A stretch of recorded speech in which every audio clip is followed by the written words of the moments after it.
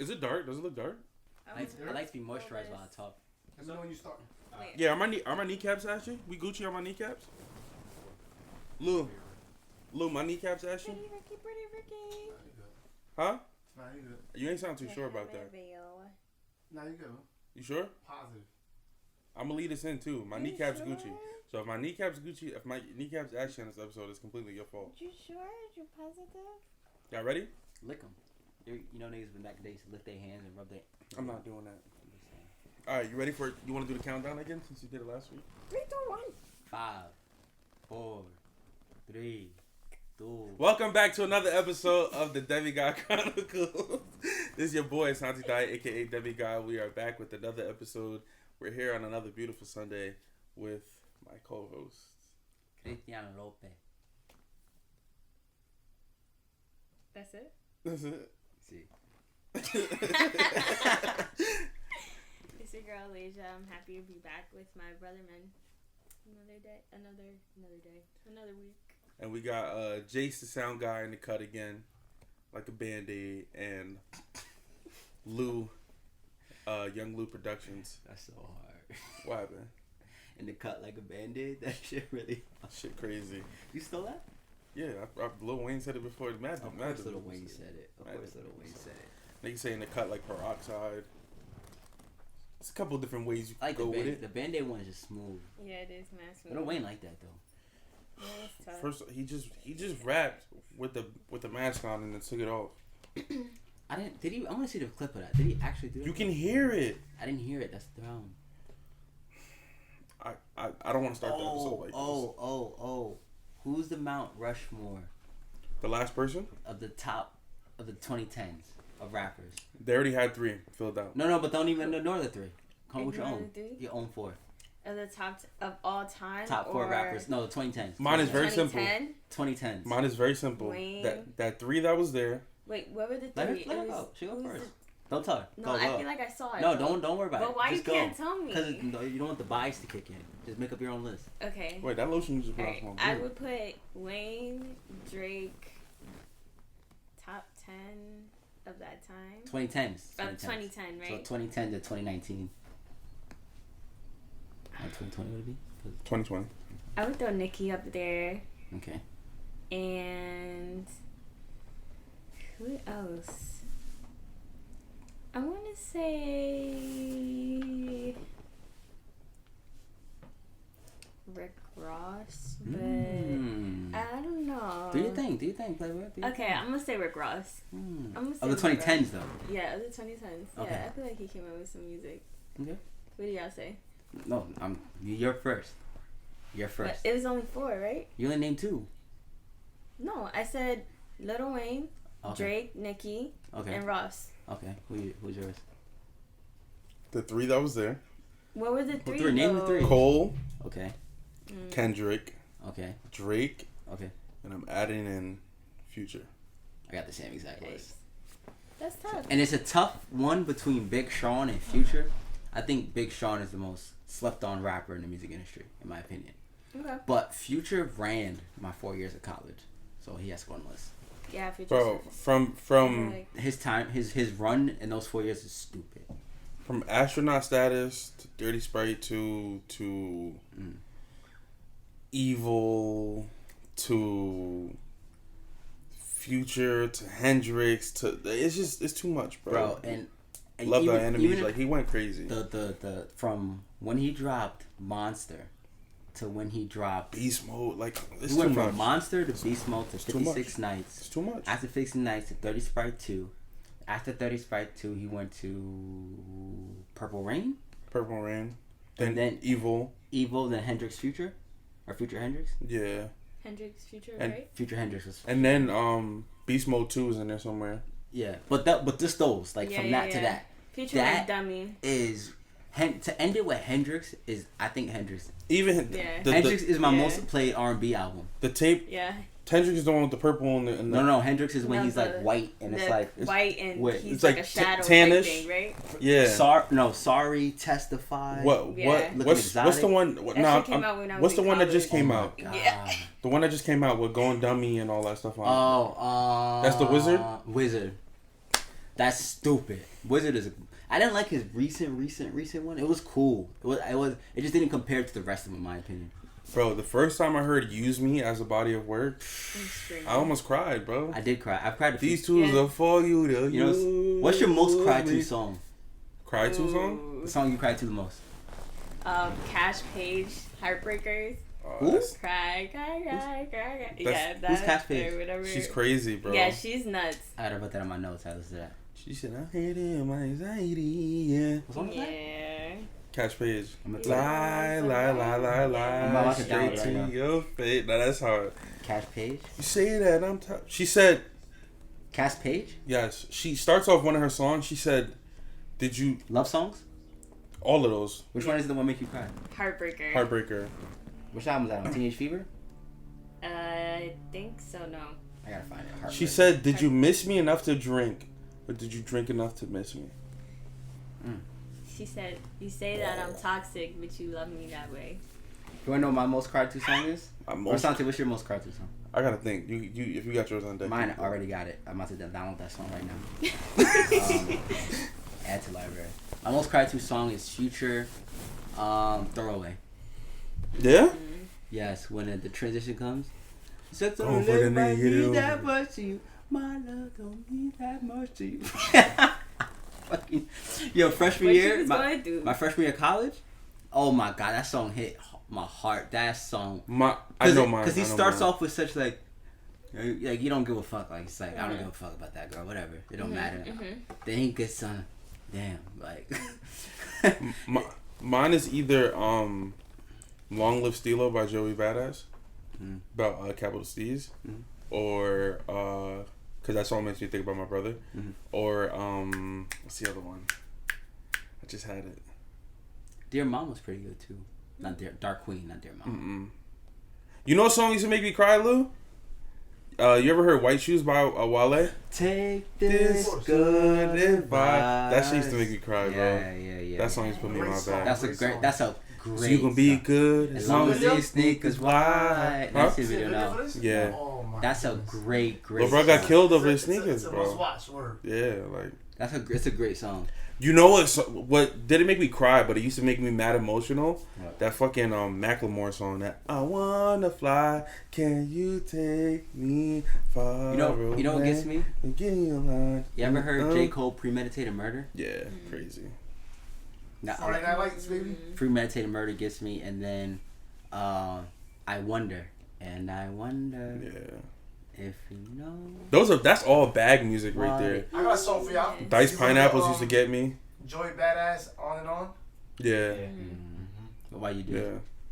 All of Mac Miller's Circles, the entire album, man, gets me because just like knowing the story of Mac Miller and knowing he like dies. Yeah. Every song on that, I'm just like, damn. Mac, Swimming too, bro. Mac, yeah, swimming. Because he was too, like, go back he and was like, I listen guess he was like crying out to his fans in a sense, and no Yeah. one kind of, Bro. no one did anything about it. Come back to to. earth. How do you feel about Swimming? that? Like when artists like in their songs is like telling you like, yo, I have issues, like I need help, Yeah. and it's like we Jhené just bump Aiko it and does becomes that a one hit, but a do we lot. really say like, wow, I need help? I need to give Future some help. Nah. Like if you hear Zanny Damage, you can't hear that song. Yeah, Like that's this crazy. nigga don't need help. Even Love Thy Enemies, bro. Yeah, like I listen. How to, does this not make you cry? Listen to this. Look how he starts this off. And this is the last album that came out before he died, or after he died.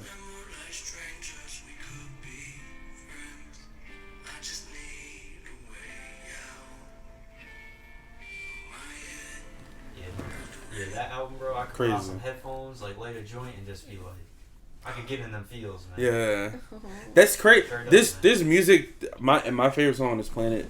It puts me in a good mood. It puts me in a bad mood. Meet Me Halfway by Black Eyed Peas. really. If I could listen to one song and repeat for the rest of my life, it'd be that Meet song. me halfway. That's my favorite song ever.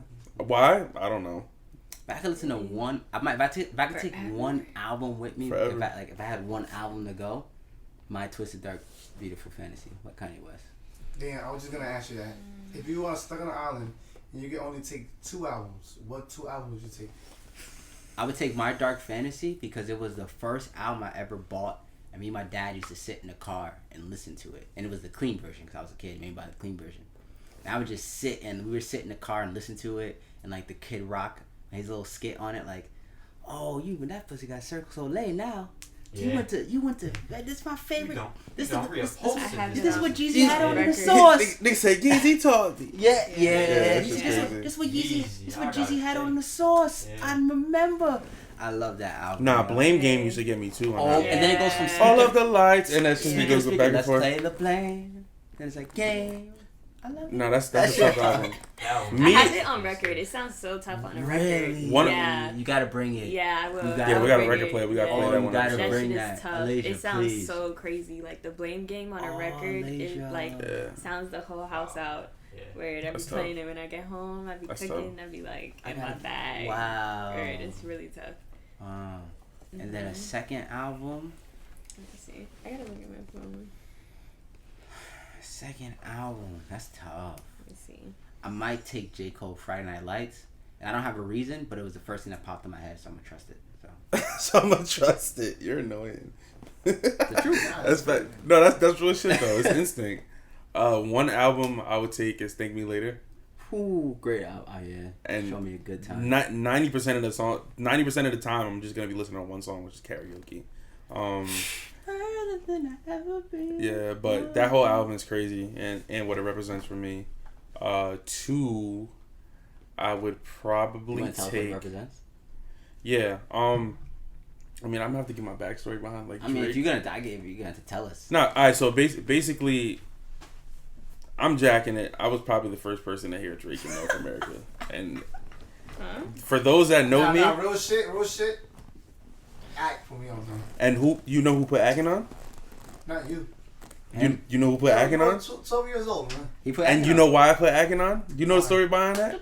Alright, so Akin and Amber used to make fun of me because I used to watch Degrassi. And I watched Degrassi from like the people don't even realize the cast that Drake was on, that was the second cast. That was Degrassi The Next Generation. Mm-hmm. But I watched the first Degrassi. So when The Next Generation came on, I watched this cast from being like kids to growing up. So by the time Drake became Jimmy and all that shit, you feel me? And he got shot. Like, no, for real. But by the time he became that person, I'm like, all right, who's this new cast or whatever? So when you're watching a TV show, you're gonna have your favorite characters. Aubrey Graham was my favorite character. Mm-hmm. So when I was younger, I was like a little nerdy. They had like the little chat rooms and shit that you could sign up for, and the network that I was on was called The N. So I initially signed up. I made like this little avatar. Like I was in like the chat room, and then somebody was like, "Yo, Aubrey raps now." It was like he dropped his first song, and his first song that he ever made was called "City Is Mine." I downloaded it to LimeWire, played it on repeat. That's Drake's first song. Akin was listening to that shit. He was like, "Yo, who the fuck is this?" I was like, "You know that show you always making fun of me for?" I was like, "This the dude that's in a wheelchair." He's like, "No way." I'm like, "Dead ass." Showed him his Twitter. I mean, his MySpace page and all that shit. And then Akin was like, "Yo, he's nice." So he was like, "If he has any other music, let me know." So right after that, he dropped "Room for Improvement." I showed Akin "Room for Improvement," and Akin fucked with that. And then he had "Replacement Girl," and he was fucking with Trey. And after that, it was the Yeezy stuff. And then, but like once again, Akin not here to ask him, but you ask Amor, you ask Amani, who was the first person listening to Drake, it was me, and I was probably like 2006, 2007. You know, it's a good question. Wait, Liz, you still have to go. You go first. Yeah, I would say Legend, Bob Marley, because y'all know I'm a crazy freak Bob Marley girl, and Trip by Janae Aiko. That should be having me in my duffel every song. From I remember the finish. first Janae Aiko song I heard. Yo, Janae Aiko. If anybody can make me cry in some music, it would be her. She'd be in her Ooh. bag. The second album I might take is 1999 by Joey Badass. That's perfect. That's one of like the Yeah, most perfect that's mixtapes ever. Word. What album did you take, Alicia? She just said it. She said Legend and Oh, the Legend's a whole album? yeah. Yeah. Oh, okay. It's a long ass album. What's the Janae album called? Circle? Trip. Trips, the whole album. Yeah, Trip's the What's whole on that? album. Is that the worst? Is on that? Is that on that album? No. That's Sailed Out, That's the I think. that's Yeah. the first Janae Sold album. Out. Yeah. That's the first thing I heard. Yeah. I heard that the worst, and I was like, "Who is this?" Yeah, she was she's hitting them tough. notes, boy. Yeah. She's just like soulful. If I was gonna ask that, Like like that. even with Janae Aiko, like I was gonna say, like, what's the song that made you a fan of your favorite artist? So with Bob, like with like the 2 albums or just like in Just general? like your favorite. Who's your favorite artist? That's a good question. City is mine, Drake. Drake. It's a very good question, actually. Yeah. This the record that my backpack on the ground fans get to step in. Chill. My first song that made me a J. Cole fan was Simba. I remember him like in the recording, he was walking like the whole thing. Simba. I remember my first song by Drake. I was. Is that your favorite artist? Yeah. Okay. I would say that's one of my favorite artists. You were like, this is that guy. He came out with that song "Take Care," and I think I was like in 6th grade. Take Care's a hit. Or Yeah. like we were like mad young, and this one boy in my class, he was the only one that really listened to Drake. Yeah. And we were in the 6th grade, and he was like, "Yeah, you gotta listen to him. Like, you gotta listen Take to Care's a him." hit. And he kept playing it, and I was like, "Ew, like I don't want to listen to this." And then when I would get home, I'd be like, "Oh, Bro, like, when I was in college, we revisited Take Care as a group, and the song Take Care came on, and we all like had a moment where we really realized like, yo, this song is really fire. yeah, Like they made a beat like them two together. I could see why they fell in love after that song because like they made a perfect song together. Like that song was perfect. He said, "I've asked about you, and they've told me things, but my mind did its thing. Yeah. I still chase." Yo, I felt like they were what's singing up to each life other. with no fun? And you know what else was a perfect song with them? Have your, we both And know. I think I was the first person to hear this song, "Work" by Rihanna and Drake. I remember like you ever like scrolling the hot new hip hop, and like the newest songs at the bottom of the article. I saw, I was like, oh, let me listen to it. I heard it. I was laying in my bed. I just woke up one Sunday morning after Saturday, and I was like, yo, this song is gonna be a hit. yeah. And then like months later, the song became a hit. That was like a whole. That was Word? like my whole junior year of high school. It sounded like they were Like, singing to each other too in yeah. that song. That It shit- was that that was was a vibe. that was a good What? summer. That was a good summer. Was that summer 16? Nah. Yeah. No, was it? Yeah. So, The best, the I remember my freshman year, not even now my best summer, latest summer I think was sophomore year or junior year. No, junior year I was in Pennsylvania, so sophomore year. Wait, no, when did you turn? When we turned 21? You're a sophomore. My sophomore year, you turned 21 sophomore year, right? Yeah. When was junior year? I turned 21 my junior year. Yeah, because I graduated Senior year. 22. I turned It 21 was my 2016. senior- All right, whatever I was 21 for the first time, that summer was fun. But the best spring semester ever was freshman year. There was no rules. Yeah. That was the I freshman feel year, like spring everybody's semester. freshman year of college was like, whoa. But spring semester, because I played football. So you got football That's when your you're first like, yeah. semester, so you really 30. Playing football in college, you don't know, is like a job, like a full-time job, like 30 hours a week between lifts, film work, and practice. You're there like 30 to 40 hours a week. At least. It's a job. You know what I'm saying? But then when we was off, it was like coming from high school to college football is like, oh my god, nigga, what did I just go through? Crazy. What fun. did I just go through? So Crazy. sophomore year, like I'm a student. I can experience college for the first time, Right. and whew, there was no rules. Yeah, Yeah. that shit was wild. That How first was semester. Being like a guy athlete. Bro, we lived in this dorm called Prosser, and that's like the dorm where like, that's what was fun, cause like all your friends live in one building, Word. so it's That's just like, very true. and it's a big building, and it's just running up and down the stairs, running different buildings. It's like, yo, it's connected buildings, and people are in hall. Like so, like there's we like, even if you didn't leave, you were gonna have a fun time. Like say you were like, yeah, we're just gonna stay here on a Thursday and do some nut shit. You don't gotta leave. It's fun. Yeah, Everyone you 'cause you're cool with. friends. Like it was like if we all lived in a big apartment building together. It's Okay, like, so how was like dating freshman year? In college. Yeah. Sheesh. I feel like you're like a lover boy, so you always had like a girl shit. around. back home. Oh man. No, I didn't. Nah, not back home, but just like in general. I mean, it was good. For me, it was good, but at the same time, it was bad because my freshman year of college, I was technically at a junior college, so I was dating somebody, knowing that I had to still transfer, and that wasn't like it was bad. wasn't an easy bridge to cross, you know. And you said Wait, you was went this to- a story for the 2 episodes ago? What are you talking about? No, saying no, it no. was- Remember the story about him going away? No, that was in high school. Oh, alright. This is me dating someone at a college, and I'm gonna leave that college. You see a pattern here, right? Yo, You see? I'm listening. You see? Straight lover boy. It's okay to be a Listen. love boy. It's really okay. Certified lover boy. I don't know what I would Straight classify lover. myself as, but it's okay. I'm not a lover. I just crush a lot. Ooh. Mm. See, that's the problem. Y'all don't even want me See, to when say you what I'm started, gonna you say. see, you gotta watch what you say, bro. See, I'm not even You gotta gonna, watch what you I'm not say. even gonna say What it. is it?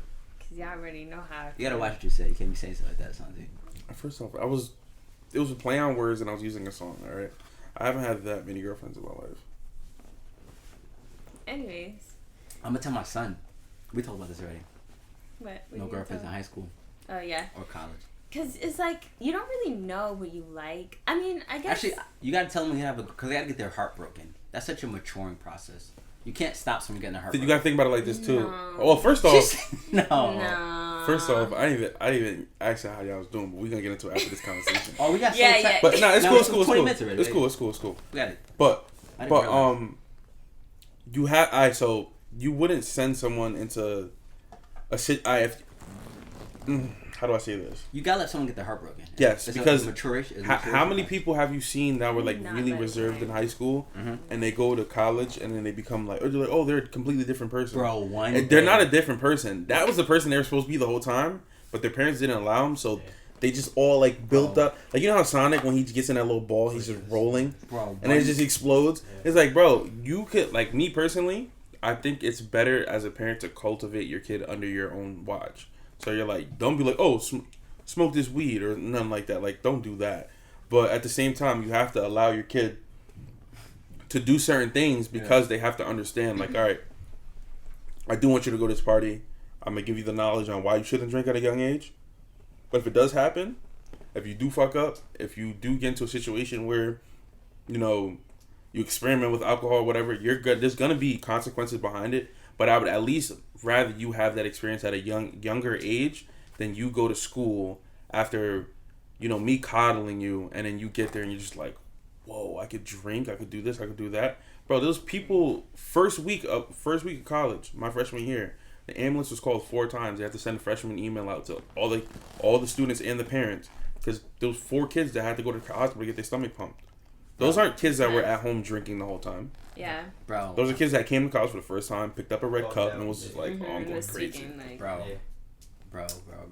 When we have time to talk about it, there is so many stories to tell about college, bro. It's like Yeah, college is nuts. it's We had We should do We don't got time. we should do a college story. I mean, we should do a college episode, but in the hat and put like college questions. okay. We should do that. You feel me? But what should ask us how your week was? All right, so welcome back to another episode of the Demigod Chronicles. How are you guys doing? How's your week? What you guys got going on? Phenomenal. I'll let you go first. No, you already started. Let's hear about your phenomenal week. Yeah, let's hear about it. Let's talk It about was it. phenomenal. Had fun. I learned how to speak better, Spanish. Read a good book. Met some great people. Ate some great food. Had some good laughs. It was a great week. It's good. Sounds productive. Yeah, Sounds I good. watched boxing. Wow. Oh, last night, yeah. It was fun. Around people I love, it was a good time. Nice. I had a pretty good week. Working busy as always. I caught a flat tire on my way to work, which was bad. But I always knew it was gonna go flat eventually because it had a bubble in it. Ooh. But I was just, being me. Billy, I don't know why. For a second, I thought you were a thug. I thought you were about to be like, well, I caught a body. I felt like you were setting yourself up to say that. Just imagine, yeah, guys, I put a body in my trunk this weekend. I'll be like, Drive damn, I gotta head out. Yeah, but besides that, it was pretty cool. Friday, I went to this really cute place. This really cute hookah spot called The Garden. You should go check it out. It was super, super, super cute. Hookah's popping. Yeah, and then I went to some place in the city yesterday, which is kind of like one of those Korean barbecue, but it wasn't Korean. It was Japanese. One of my girls had put me onto it, so it was tough. It was really good eats, and I had a pretty good week. Now I'm here with my man, Hookah's popping. the loves of my life. When we're older, in my crib, remember I said this, in my crib, we're gonna have a hookah bar. It's gonna be a hookah room in my crib. We're gonna come in this room, it's gonna be properly ventilated. You know what I'm saying? Different fruits for toppings and stuff. He really loves hookah. But we're gonna have a hookah I love area it. in my crib. and we're gonna all come enjoy ourselves. We don't gotta worry about breathing in. It's gonna be properly ventilated. Nice. It's gonna be the prime hookah spot. I promise. Remember I said this. I promise. Probably have We're sea waiting moss on mixed into the hookah. And after you leave, I'm gonna give you some soursop leaf tea to clean out your lungs as you leave. So we're gonna be alright. That's the vibe. vibe, bitch. My- Holding you to it. Yeah. I'm holding you to it. I'm gonna remember this guy. My week was pretty good. Had a pretty productive week. You know, working on some art. Trying to figure out how to digitize a few. Digitizing, by the way, is like you have a pattern, or you have like a design, and then you have to get it like formulated to go onto the machine so you can get it embroidered, all that good stuff. So trying to figure out how to digitize the design that I came up with. Other than that, yeah, it was just pretty much chilling this week. Couple days worked out. Can we do a Last collab? 2 days, huh? Can we do a collab? What for? What clothes? A design or something? Yeah, of course. Are you gonna come up with something yourself? Yeah. Like draw it? I'm gonna come up. Like, We're gonna talk it out. I see things in my head sometimes. I can't draw it, but I can talk it out. Okay. And then you'll let Santi draw it? Mhm. Cool. But yeah, I could definitely do that. Let's do that. No, that's no problem. Only gonna make 3 copies, so if you're lucky, maybe If you you'll get it, one. you get it. Maybe. But I had, just pretty much try to be productive. Had a pretty good week though, all in all. No real bumps in the road, but you know, that's what it's We're here. that's what it's about. Yeah, and then Oh, where's I just look to get through my week stuff. So I can where's get Jay? Jay is at a baby shower right now. Jay always somewhere. Mm. But you. This is God brother though. So shout out to Jay. Shout out to his God brother Nelson. You know, blessings over there. God bless. Blessings on the baby and all that good stuff. But Current events. no, not yet. So I had something that I want to talk about. Right, you see up there it says fickle feelings. Right. Okay. So I was listening to a podcast this week. Being The Podium podcast. Shout out to Fresh Fiend. Who's that? This guy from Brooklyn. He's a really smart guy, older guy. So he was talking about like feelings being fickle, Mhm. and like how people are too quick to care. Like you see things on the internet, like it'll be like important one week, then the next week like no one's talking about it Okay. because they just move on to the next thing. So I was thinking about it. I'm like, yo, it got really really hot, like in these last like few weeks, right? Mm. And I'm watching people on the internet complaining about being hot, right? Mhm. And then like these are the same type of people that I'll see like in the wintertime. They'll complain about it being mad cold. Yeah. So it's like,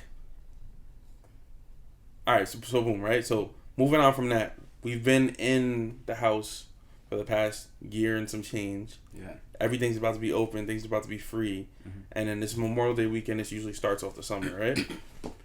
So I seen a few people on Twitter complaining about how, oh, we're not going to have an MDW because it's going to be raining and like we can't do all this other stuff and all that stuff, right? And I'm just like, yo, it just clicked in my head. I'm like, yo, your mindset on whatever it is that you're facing, you can really choose how that shit controls you. Mhm. Because like the same way you were complaining about it being too cold in the winter, appreciate the hot now, you know? And like the same way it's like when it's too freaking hot, you can be like, oh, like I'm glad it's like cooling down or whatever. Yeah. And we just came from being in a pandemic. Well, we're still in a pandemic, but we just came from being in quarantine, and then now things are about to open up, but you're complaining about 3 days that you don't have.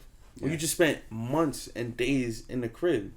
So it's like people just blow my shit because it's like what bothers you, you have control over that.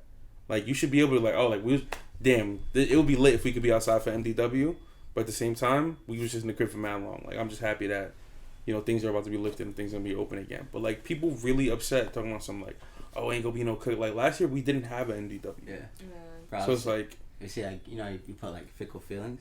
I would feel like with that situation, I think just people in general, like sometimes we don't take the emotion deeper.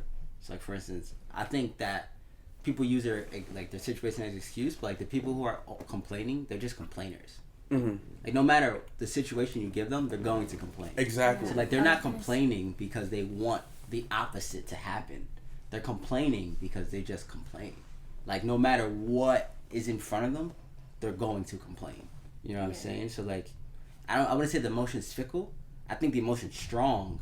It's just depending on what, like, the emotion about maybe the weather is fickle, but, like, them themselves, the emotion of always complaining, never satisfied, that's them. Like, that's their temperament, that's their mood, that's their vibe. But that's what I mean. It's like, if you allow yourself to feel a way about something when clearly you just felt opposite, then you're kind of like, I don't want to say like your judgment's clouded, but at the same time it's just like, bro, like, you're not understanding how much power you have in yourself and make your own decisions. I think those people don't. I don't think. You guys say that? I also think people just like to talk just to hear themselves.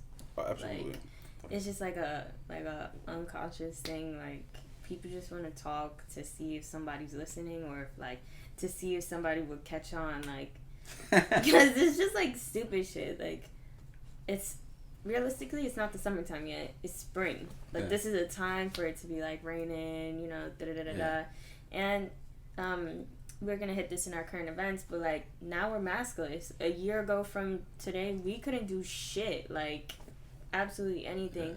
And it's just like people being ungrateful and people just wanting to talk just to hear themselves. Like, come on. Like, it was hot, it's gonna be cold. Like, this is the spring, it's time. May showers bring whatever flowers, you know, it's about to be summertime. It's gonna be hot. We already saw that it can get hot, so I don't know. People just want to hear themselves. That's my take on that. I feel like people don't, like, understand themselves, like, at the same time, because like, if you're someone who, like, say you're like, oh, it's hot right now, I wish it was cold, and when it gets cold, you're like, oh, it's cold right now, I wish it was hot. If you ask those people, they'll, like, seriously tell you the issue is that it's hot and they prefer when it's not as hot and it's cooler. But that person might not realize that they complain about everything. Like, you actually have an issue with never being satisfied, with always being upset. Like, that's just who you are as a person. And what needs to change isn't the weather. What needs to change is you. You know what I mean? And I think people don't take the time to stop and think about, is it my circumstance or the situation I'm in actually the issue? Or, like, if I'm the issue? So do you think that's, like, entitlement? Do you feel like people feel entitled? I do think it's some entitlement, but at the same time, to what Chris is saying, like, you can't understand what you don't know. You feel me? And there's people that dead ass don't know themselves. Yeah. Like, I know when I get upset, I get a certain way. I need to, you know, take some time. You feel me? Cool off, because I'm not gonna want to say anything to anybody. Like, I'm not into having to apologize for things. You feel me? And that's not saying that, like, I'm not wrong about things, because I am wrong about things. But if it's a situation that you can control, you feel me? Why wouldn't you, in your head, like, I hate seeing people that's like, and it becomes a pattern. Like, it becomes habitual. They'll be like, oh, when I get upset, I say things that I don't really mean. Yeah. It's like, all right, so if that's the case, when you get upset, why do you talk? It should automatically click in your head, like, I'm gonna shut the fuck up. Yeah. Because I don't want to say something that, you feel me? Yeah. Or it's like, oh, I complain about things, or I'm a complainer. It's like, when I start complaining about something, I'm gonna shut up. You feel me? Like, you have to you gotta know yourself. Put those checks and balances, but people don't want to take that time to know themselves, because they get lost in with everything else going on. Yeah, that's why. Yeah. That's also with, like, understanding, like, your behaviors and, like, how to kind of cope with, like, certain things, because people don't have those, like, basic coping skills. Like, it's one thing for us to say, like, you know, understand yourself, because that's so broad. But, like, it's more of, like, understanding certain behaviors. Like, who's that, Jay? Yeah. No, Leisha, when you get a chance, I want you to explain a little bit more, because, like, I feel like people might not know what coping skills are. Yeah, most stuff. But are you gonna answer, Jay? Yo. Yeah. We on the air? Hello. He's at the baby shower? Nah, he on his way. You on your way over there? Or you leaving? He's leaving. I am drunk. He's leaving? Tell him to come here. Look. Now he's lit, you bro. far? Say what's good to the people, Jay. I can talk? Yeah. I can talk?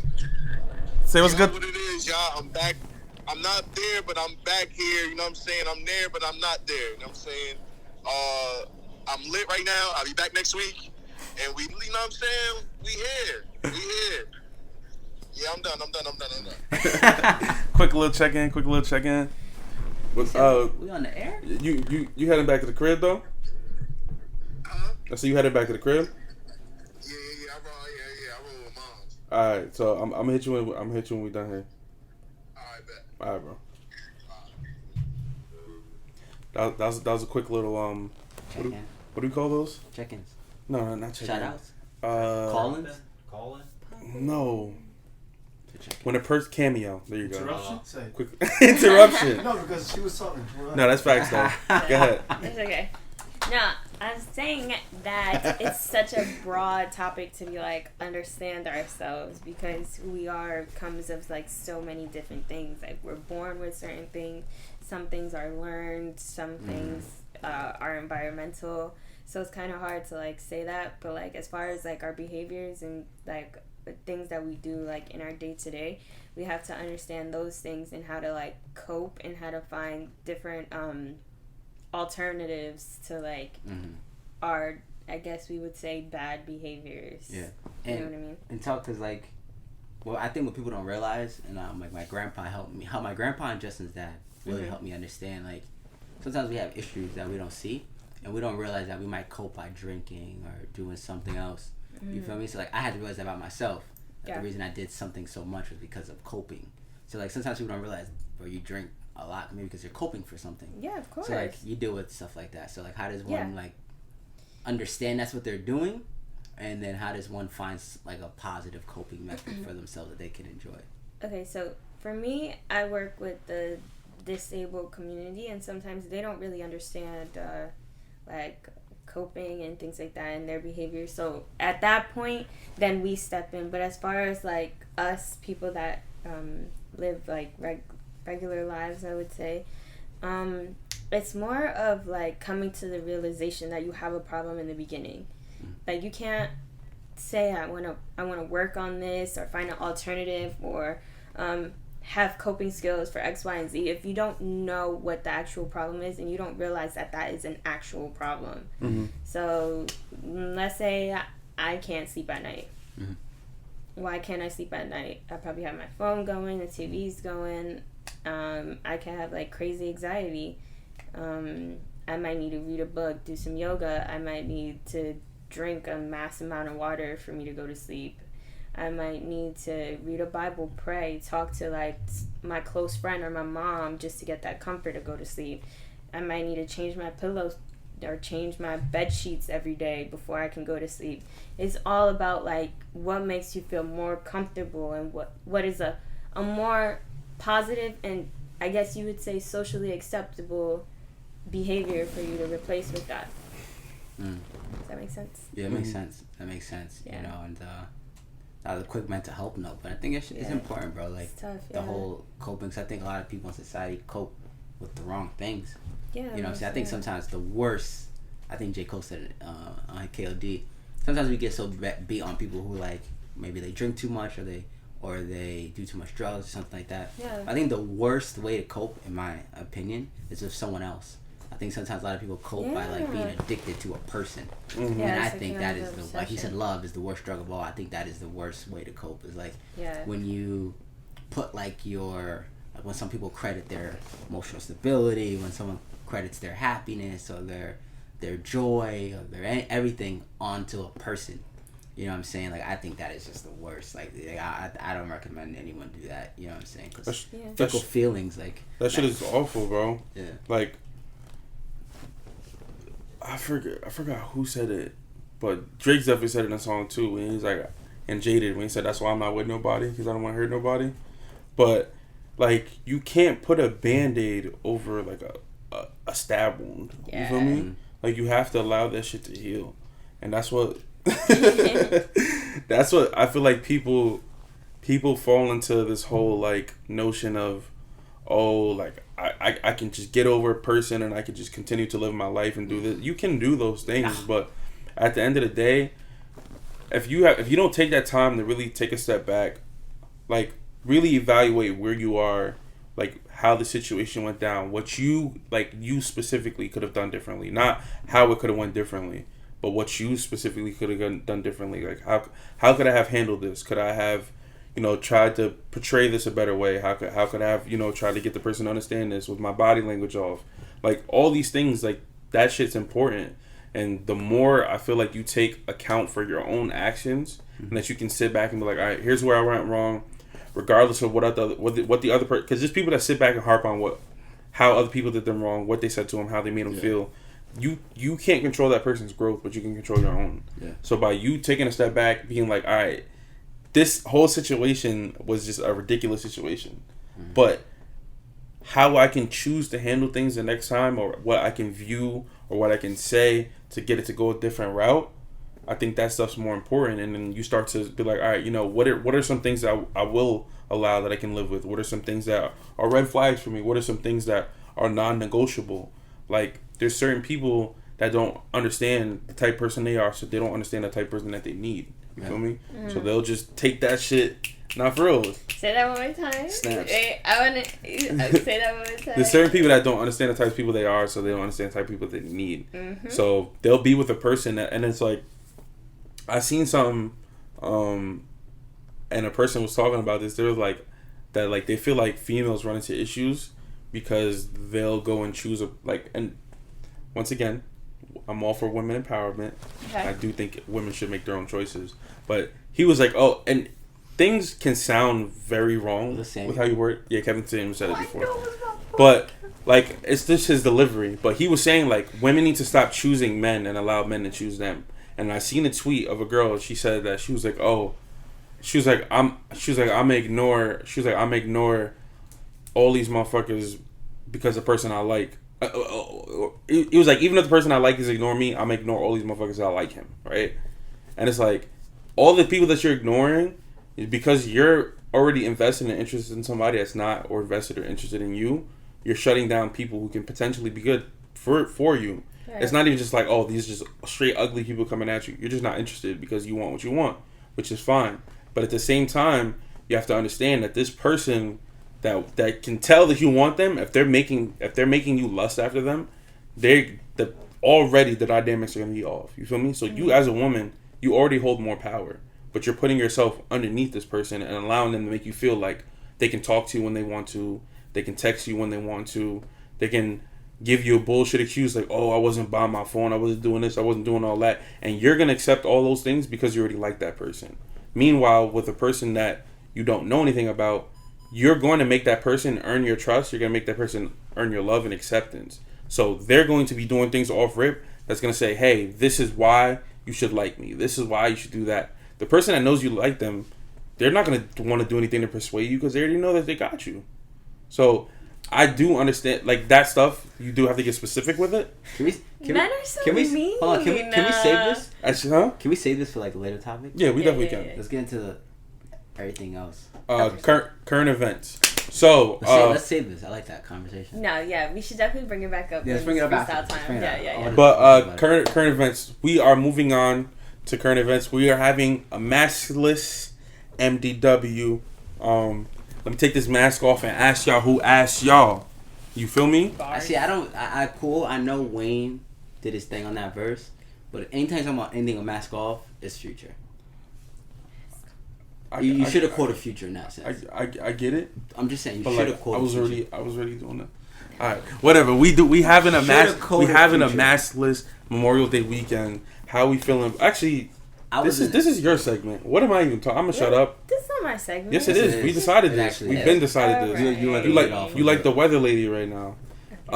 Welcome back to another segment of He already started. So anyway, basically, y'all already know maskless MDW. If you have your vaccine, they're saying that you don't have to wear your mask if you're outside. But if you do have your vaccine, if you don't have your vaccine, then you do have to wear your mask. From what I've come to my readings. Say it in Spanish. Okay. Say it in Spanish. Let me translate it the whole thing in my head before I fuck it up on air. Yeah, I'm not gonna do that. You got it. I knew you had it. Because I don't want to fuck it up. Because my Spanish is fucking terrible. I just want to say I'm the only non-Spanish person in the studio today. Yeah. I'm the only dark-skinned Spanish person. Not even really Spanish if you really think about it. Your last name is Lopez. Yeah, but it's kind of distant. My great grandfather. Continue. Isn't that distant? Yeah, so again, I feel like we getting bullied into getting the vaccine, but you know, we've talked about that millions of times. Bro, you can't go to DR without it. Yeah, you can't.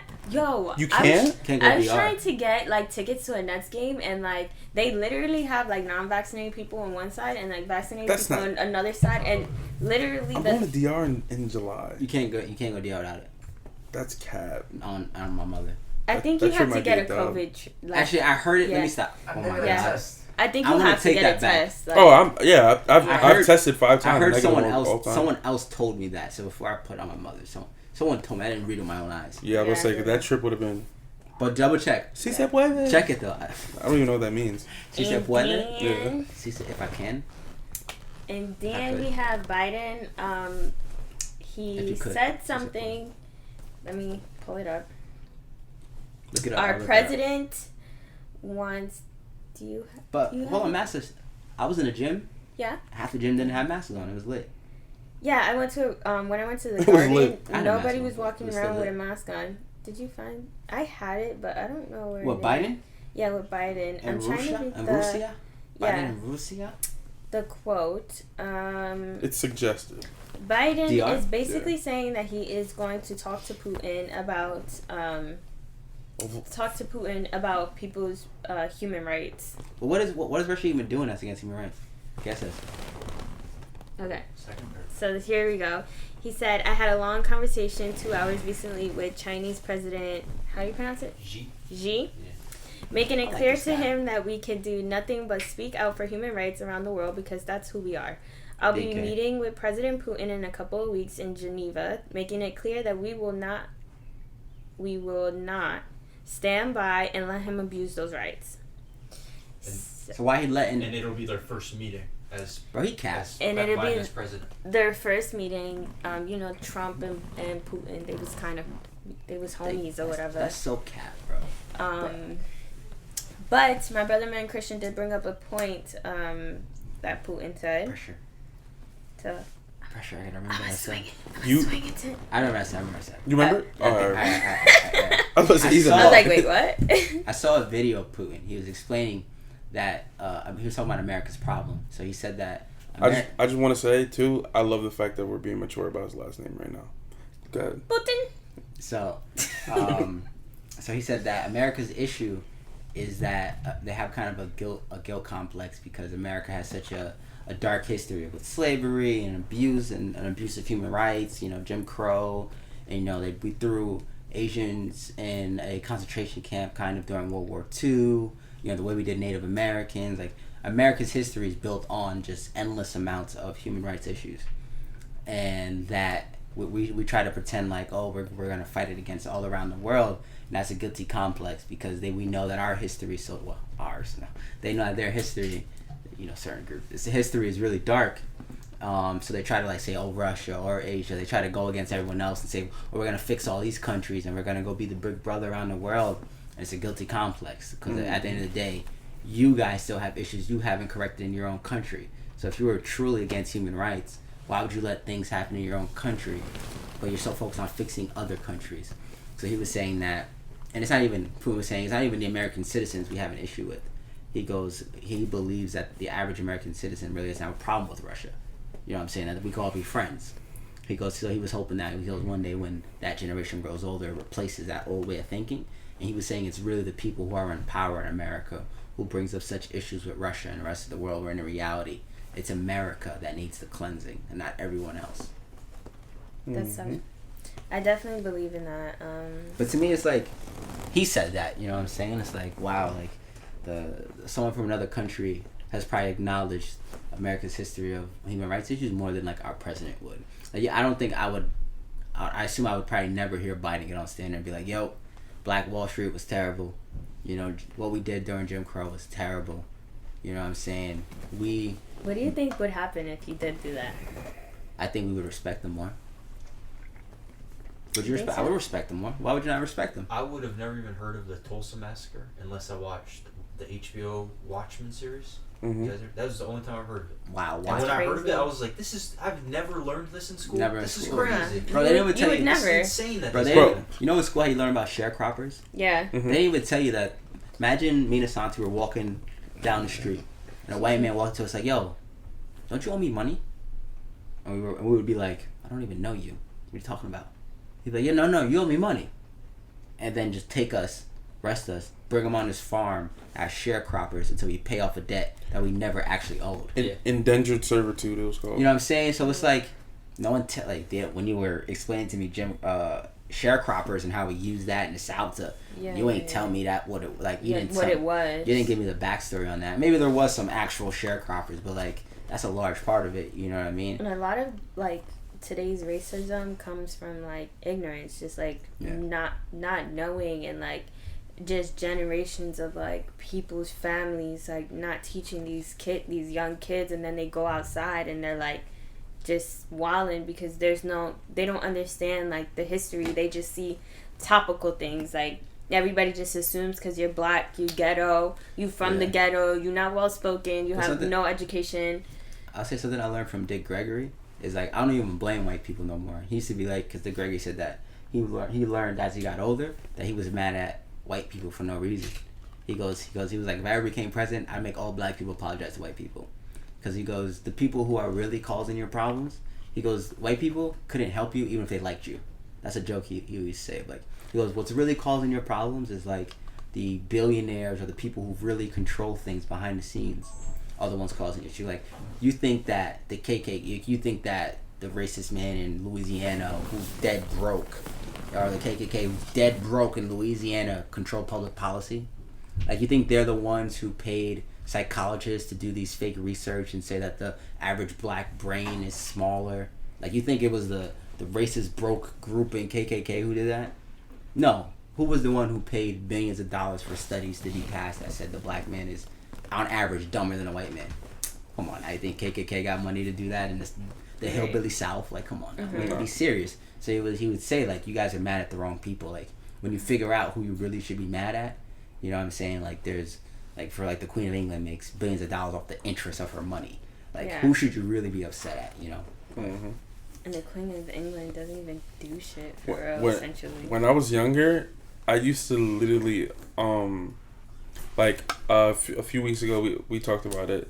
We went to, I forgot where we went, but Truth. He invited us out, and we we got to sit in on him like speaking with his kids, and the Liberation School, and they were talking about like what are some of the things that you learned in the school that like you really think like hold value, and like some of the same things that like my dad instilled in me when I was younger. Like when I was younger and I really used to watch like the movies they used to show us in like history class, or like the things that we were learning about, I always learned the opposite of it as well. The colonizers? Like yeah, my dad always made sure like I knew the opposite. So like when they were talking about like things like the Boston Massacre and like Crispus Attucks, right? He's the first. You and your M&Ms. Crispus Attucks. He's the first person to die in the American Revolution. He's a black man. When they use that as a propaganda thing to basically like enrage people and say like, but they never said he was black. Through all the fine writing, they never said he was black. They would always say an American man. They knew they'd have been like, or black, they'd have like, nigga would have, and back no then, one would have cared. They'd have been like, oh, whatever. Exactly. So no one would have cared. So it's things like that. It's things like you said, what happened in Tulsa, us not knowing about it. Mm-hmm. All that stuff is on purpose. Yeah. Because if they were to tell people, or if they, because think about in opposite, if that would happen, if black people got tight, we'd be labeled as terrorists. But think about domesticated white people now. When things happen, they're never labeled as terrorists. They're always disgruntled. They're always upset. PTSD. Or they'll call them like a super patriot or something stupid like that. But they never call them terrorists. And if you probably look up the definition of terrorism, it's for killing people, thinking opposite of you. Yeah. So regardless of wherever it comes from, that's the definition. I mean, I don't know the exact definition, but I know that has to be a basis. That's interesting. That's interesting. Yes, yeah, it's like right, like even in that situation, like who do you think were the people who knew that to say he was an American, don't say he was a black American. Like, the people who had the foresight to know before we publish this, don't say he was a black man because we won't care. Like, you think those people don't have other things in the works going on, that they have some type of knowledge and wisdom, like, yo, don't do this, don't do that. Like, bro, like, but then we get so mad at, like, maybe the neighbor who's racist. Like, bro, what is the racist neighbor? What impact do they really have? Like, let's be serious. What can they do? Nothing really. I guess just making like you're living uncomfortable. Like, I remember one time I was in a Walgreens and this lady walked in. This is when like all that like rioting shit was going on, you know, it was like real crazy, like Corona, the riot, everybody was just in this lady, I don't know if she was drunk or what was happening, but she came into the Walgreens and she was like, I'm a modern day racist. Fuck these Asian people. Whoa. Fuck you niggas. Whoa. Like, this was like in Belleville too. Yeah. Like, you know, like you just chilling in line and you just have this like damn lady, this is trying to get my stacks. This radical, I guess, come in and like just kind of make you like uncomfortable. Like, it's just like an uncomfortable thing. To like live your day to day, you don't know what can happen. Like, you have these people coming in and shooting up spas, shooting up schools, shooting up all kinds of things to make a point, and it's like you just like it just makes it uncomfortable at the end of the day. You want to know something even? Well, it's not funny, but something that's I found interesting. When we talked about that spa, right? It was the fact that a white man went in there in the midst of all this Asian hate happening, and he went and killed a bunch of Asian people. You know what I seen? And that was a published like news freaking report. They were saying that the guy had a mental break, and when you have a mental break, if you're going to harm anyone, it's likely that the person will harm someone that's either related to them by family, someone that they either had sexual relations with, or someone that they hate, right? You know what they went to? They said that parlor did the whole happy ending thing, and you know he went to. They said that he patronized every one of those women that he killed. He formed a relationship. So that's how he acted out this mental break. So he was saying, rather than him being racist, so it wasn't the attack, like a hate. It technically wasn't a hate crime. That's what they're trying to say. Charge. It was an emotional charge because he had a relationship with these women. Okay, so do you think that was true? No, not at all. Why? Why do they do that? I mean, did that probably happen? Because there's racist people that have like black wives. Yeah. But do I think that dude probably went there and got like hand jobs from some of these women? Yeah, probably. But is that why he went in there and shot these women? No, I don't think so at all. Bro, like, I say why they do that, bro. Like, remember, I don't know if you guys remember, I told you there's like games you could play. Yeah. There's like an infinite or a finite game, and the point of one of them, a finite game, is to win, and the point of an infinite game is just to keep playing a game. Yeah. So like, society's a game. You know what I'm saying? There's people who are in control, there's people in power, there's people who work for the people who are in power, people who make the game geek and play. Mm-hmm. It's like, you have to keep the game going. So like, while some people are trying to play checkers or, you know, playing whatever cards, people are playing chess. Like, they're really strategically doing things, making things happen, posting certain things, posting certain article titles to make you feel a certain way, making certain things go viral. Like, it's a game being played, and they're doing it on purpose. Mm-hmm. But if you don't, I think you gotta have the awareness or like the calmness to step back and look at what's happening. You know what I'm saying? Like, for instance, I'll say, like, you know, the whole Black Lives Matter. Has anyone ever taken the time to look at and research what the original Black Lives Matter organization was for? Like, has anyone taken the time to do that? And if you haven't, you should. Not to say the movement was great. It had a great impact. You know, those cops are in jail. They deserve to go to jail. But if you're going to be screaming something, shouldn't you take a step back and look at what was the purpose of the original organization? Who are the creators of that organization? And what do they believe in? And do I agree with what the original creators believed and not what social media said it is? You know what I'm saying? Because those are the ones receiving all the donations. Those are the ones who receive the money to go do what they want to do. So even if social media says it's one thing, but the people receiving the money say it's another thing, well, shouldn't we look into what they believe in? But it's just little things like that people don't do, and you should do. Yeah. Because then it's like, at least you know, well, I'm not giving them my money. I don't believe in communism. Yeah. Bro, every You know what I time in school we learned about like a president or like, you know, they tell us something about Thomas Jefferson and like, oh, this and all these other people, Yeah. and then I'd be like, but that same dude that they're portraying to be so great, like my dad told me like he had like 11 kids out of wedlock with his slaves. Yeah. With all these Like, Jeffersons. Like this, Christopher Columbus. yeah, they made a joke like they made a joke that Thomas Jefferson like started light skinned people because he was like the first white man like openly sleeping with like black women, but like There's a lot of Jeffersons running around. yeah, but like it's just so funny to me that like every time, you know, I'll see one of these stories, I'll see a person like even Abe Lincoln, like you feel me, like there's always another side of it where it's like, Yeah. like, Like, did you even- really feel like that? Even me, bro. Like I know Lopez, for instance. That's my slave name.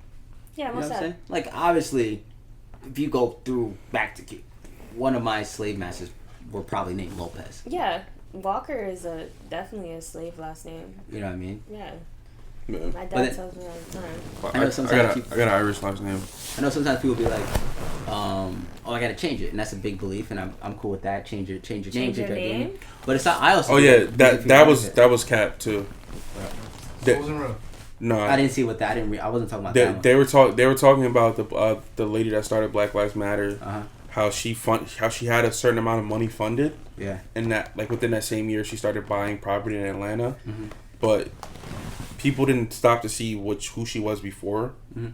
She even created this. She had money before that one. That's what I'm saying. And like, why not just stop that? People don't do that. The bro. amount of money that was funded to her, like I think it was like $58 million was raised or something like that. 56 went to other donations and doing other stuff and like actually carrying out like her agenda. Mhm. And then like $2 million went to taxes, and then like she spent like $500,000 Yeah. on property. Nah, and the only And they're reason saying I- like you don't think she had any money before that? And the only reason I say that, why I said what I said, is because I remember I had a conversation with someone who didn't agree with what I was saying.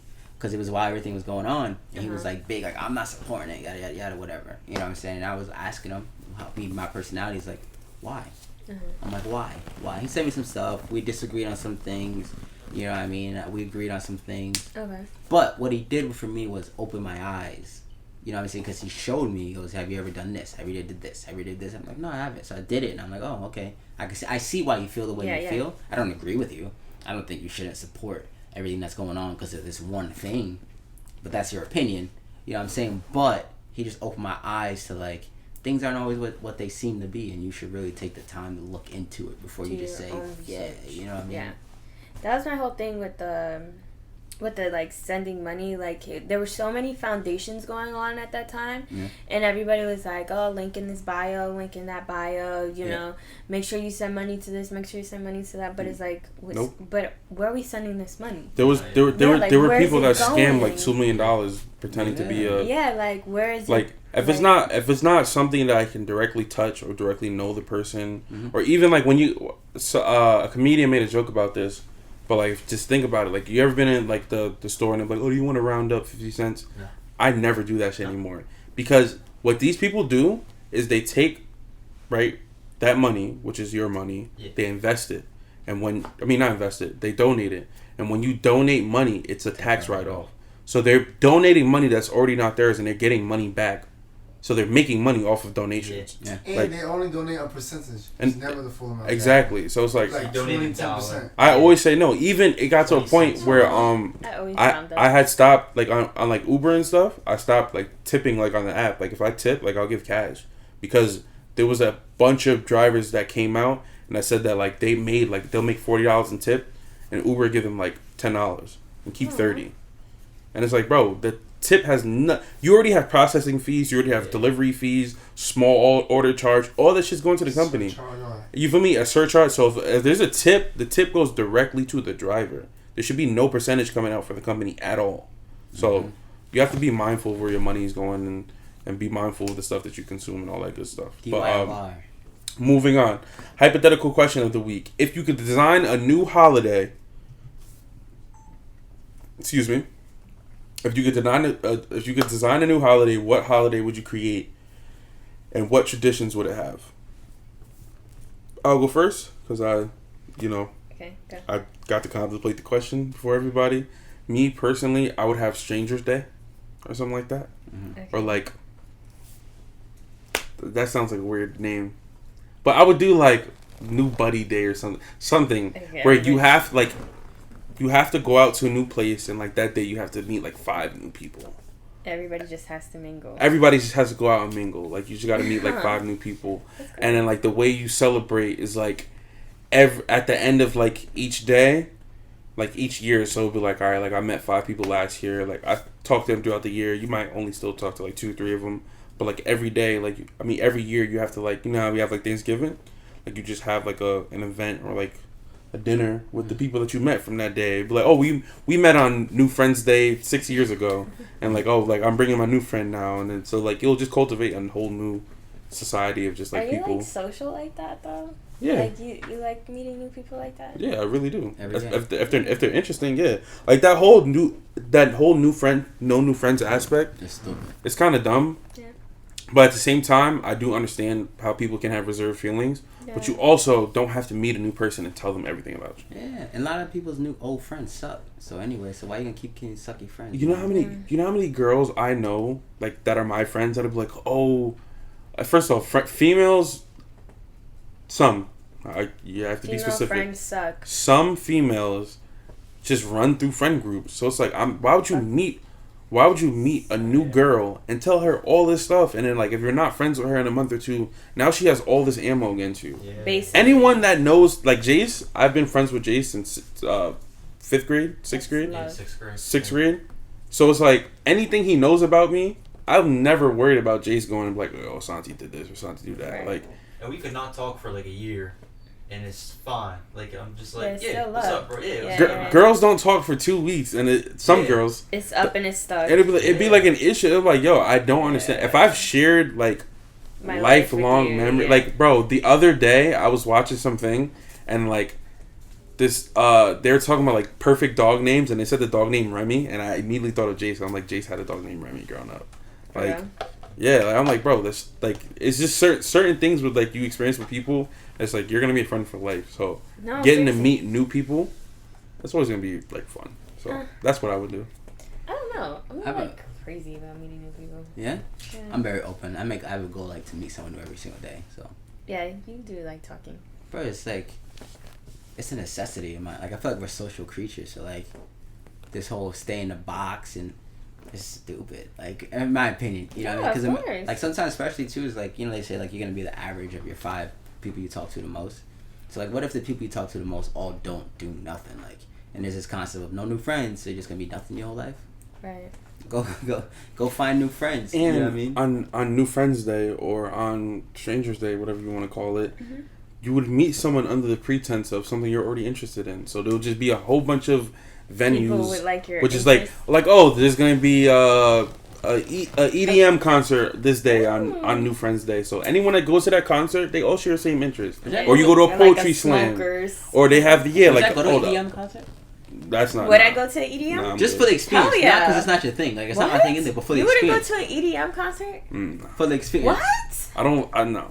Like I don't. It's not my Why? vibe. I've seen. No, it's totally not my vibe, but I it's feel like- definitely like something I feel like Just would like be, you should do. crazy. Like, yeah. like I go to a festival concert. I wouldn't go to an EDM concert. Like you What? wouldn't go to what's that? Like a thing? festival that plays different genres, like house, EDM, all that No, stuff. I'm talking But about one of them- specifically Like- EDM. Like a Woodstock type vibe. Yeah. Yeah, I go to one of Yeah, those. hell. Yeah, yeah. See, it's like my That'd be cool. That's what I'm saying. I do a festival because like I even don't like mean like a concert. Like you're like you go to just one DJ, you leave and go home. I mean The- like the whole- festivals, they'll have a DJ over here playing EDM. They'll have a DJ No, over here no, playing no. house. See, I mean like they have you a want- DJ over there You playing. ever seen like those videos on Twitter where you see like yo, these people are tripping at an EDM? I'm making a festival like that, straight EDM. Yes, but that's not all EDM. There's different types of Oh, those festivals. be EDM is electrical dance music. There's Yeah. house music. There's Have you ever seen them one like like in Asian countries where they be getting Yes, it, bro? they Like do- you wouldn't they- go to that. yes, What? I would, Okay, so Oh yeah. yeah. but that's not just EDM. I think I'm just getting lost in the specifics. What? Like, You I- wouldn't just listen to EDM?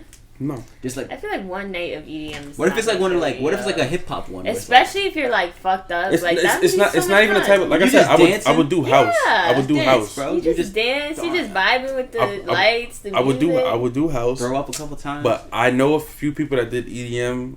just don't do acid or nothing. Like go to normal. No, it's not even that. It's we could talk about that more off camera. But so what was you guys' holidays? My holiday would be, so I was listening to something recently, and he was saying how back in the day there used to be festivals periodically, like ancient Rome and everything, in Egypt. You know what I'm saying? But the festivals were so important because regardless of how like good of a person you were, or regardless of how connected you were with the world or other people, these periodical festivals reminded you of the importance of it. Like they reminded you that, hey, even if you don't believe in something greater than yourself, you sure like, or you don't live like you do, you still like, these festivals reminded you that there was something greater than yourself. And at the end of the day, you were grateful for what you have, grateful to be alive, grateful to come back. Like he was talking about over the years how we stopped doing that. It sounds like church to me. No, but then he was saying how like over the time we stopped doing that, and now we're in a point in society where like we can't go back to it the way we are in society today. We're just too far gone. But they were just like festivals to appreciate life. Yeah, like to appreciate life, to be grateful, to be grateful for a creator, like just to be so happy that, and you would get so like you'd be so caught up in it that then you would get to understand that it's inside of you. You know what I'm saying? But these festivals help people remind them that, hey, I'm not living a great life. You know, I've made so many mistakes. But at the end of the day, there's something greater within me, and I can live that through me. It's the God in me. And that's what reminding them, festivals and shit like that. But we don't do that in society no more. And you say church, you know, I think, you know, most churches. We don't got to get into that. Okay. You know. You know how we feel about that. I just say why, because I think, like I said before, I think most churches today don't serve their purpose anymore. You know what I'm saying? My dad literally said that. They're more caught up in donations, social they're and more all caught that up in a stuff. whole bunch of nonsense. There's certain people, like especially in Caribbean churches, the dynamic is so off. Like there's pettiness, there's people trying to make other people jealous. I'm like, these are the right things that y'all read about that we're not supposed to do. Talking Bro, about that's what gets me too. Like, cause like I'm one of those people like. The fact that church gossip is a thing is crazy. Like, even though like I'm not like I don't claim a religion, me personally. I just believe in God and I believe in a higher power. But I don't say like I'm not a Christian, I'm not a Muslim, I don't have a religion. Yeah. But I'm the type of person, I'll still read your book anyway. Yeah, of course. So like I've read the Bible, like some certain parts of it, and I'm like, yo, I don't follow none of these, bro. Like I've read Proverbs more than you, and you're a Christian. You know what I'm saying? So like, if you don't even follow none of these religions, then what is your religion doing for you? Because like this book is Proverbs is the book of wisdom that every Christian should follow to know how to live their life and make decisions wisely. And I don't do none of these. So why should I? So what is your church? What is your church gonna do for me?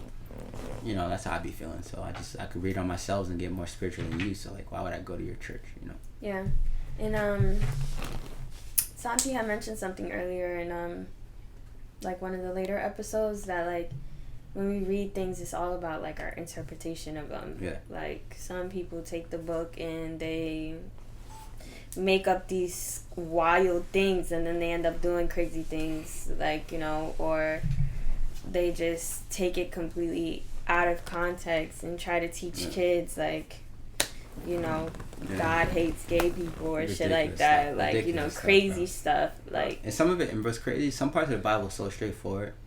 Like like Proverbs would say something like, "Stay away from adulterous women." I mean, meanwhile, the priest got 8 girlfriends. Yeah, true. You know what I'm saying? Like your pastor got 8 girlfriends. What? I seen somebody talking about gay people and how they thought gay people was gonna go to hell and all this stuff, and I'm like, your dad's locked up for murder. Right.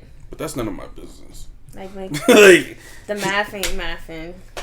if you feel like that, then you should feel like that about your peoples too. Like, you screaming free this person and this person killed someone. Like, at the end of the day, you're not the judge, you're not the juror. How do you guys feel about the death penalty?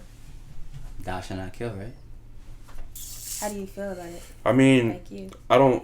I think for extreme cases, like if you was like in a crib and like they, you know, busting your crib and you got like 30 bodies in your house and stuff like that. No, not even. No, yeah, I don't think there's really any instances. I think you're giving them a quicker way out. I think you're doing them a favor. Yeah. Making them, because even like people like Jeffrey Dahmer and stuff like that, like they had heinous crimes, bro, like ridiculous stuff, like peeling the skin off people having people's fingers in their garden and all this other stuff. That's crazy. But at the same time, you can kill them right then for the stuff that they did. But if you want to go back to the Bible, if they were to have, in that time they was in the cell before they got killed, if they repented and prayed for forgiveness and all that stuff, that stuff is not final. You feel me? But if they gotta sit for their whole life and think about that. Yeah, and maybe, you know what I'm saying, you never know, like, maybe that person sits in jail for 100 years and, you know, they, in that 100 years, they change their life mentally. Don't let them out, obviously, but, you know what I'm saying? Yeah, like, of course. but while they're in jail, they think of a great idea that could benefit society, and they give the idea out from jail. You know what I'm saying? That's a benefit. You know what I'm saying? Or they teach people how to recognize, you know, crazy people more efficiently. They give value. You know what I'm saying? But don't let them out, obviously. Never. Yeah, I don't believe in the death penalty at all. I think that's just like completely against, like, if you're like God-fearing, that just goes against everything you believe in. Like, how can you just take life? And I understand, like, some things are heinous, like, you know, and like some people believe, like, if you cross a certain line, but we couldn't control that. Like, we couldn't control that at that point. If somebody's doing a heinous crime like that, mentally something is not right. Like, some chemical imbalances are not adding up. But I don't think we have the right to take anybody's life. So that's that. You know what Dick Gregory said that made me laugh once? Like, we're talking about the whole religion thing and, you know, God fear and that should not care. He goes, he said, if you saw a prostitute in the street, you would immediately know that was a prostitute. Right? Immediately. He goes, so how come when you see a Christian, you don't know that's a Christian? You know, why can you talk to someone, have a conversation, be around them all day, and still not know that they're a Christian? You know what I'm saying? So he was like, what's off? If you could be around, you could be like, for instance, you can see a Muslim and know that's a Muslim. Right. They live what they preach. They live it. You know what I'm saying? A down-to-earth, humble, they live it. But how come you could be around a Christian for a week, unless you go to church for him on Sunday, you would not know he was a Christian? But what makes you have to be openly a Christian? No, it's just the principles. Okay. Being a Christian has certain principles that you're supposed to live by. You're supposed to live like Jesus lived. Okay. So how many Christians you know live like Jesus lived? Let's be serious. That's why, me personally, whenever I see like these older Christians and stuff, and I'm like, a lot of these church women, they having like mad kids from like mad different people. So it's like, obviously you weren't living in the light of God your whole life. Right. You had your chance to wild out and get older, and then see that the stuff that you was doing was wrong, and then you get to an age and you grow into your religion.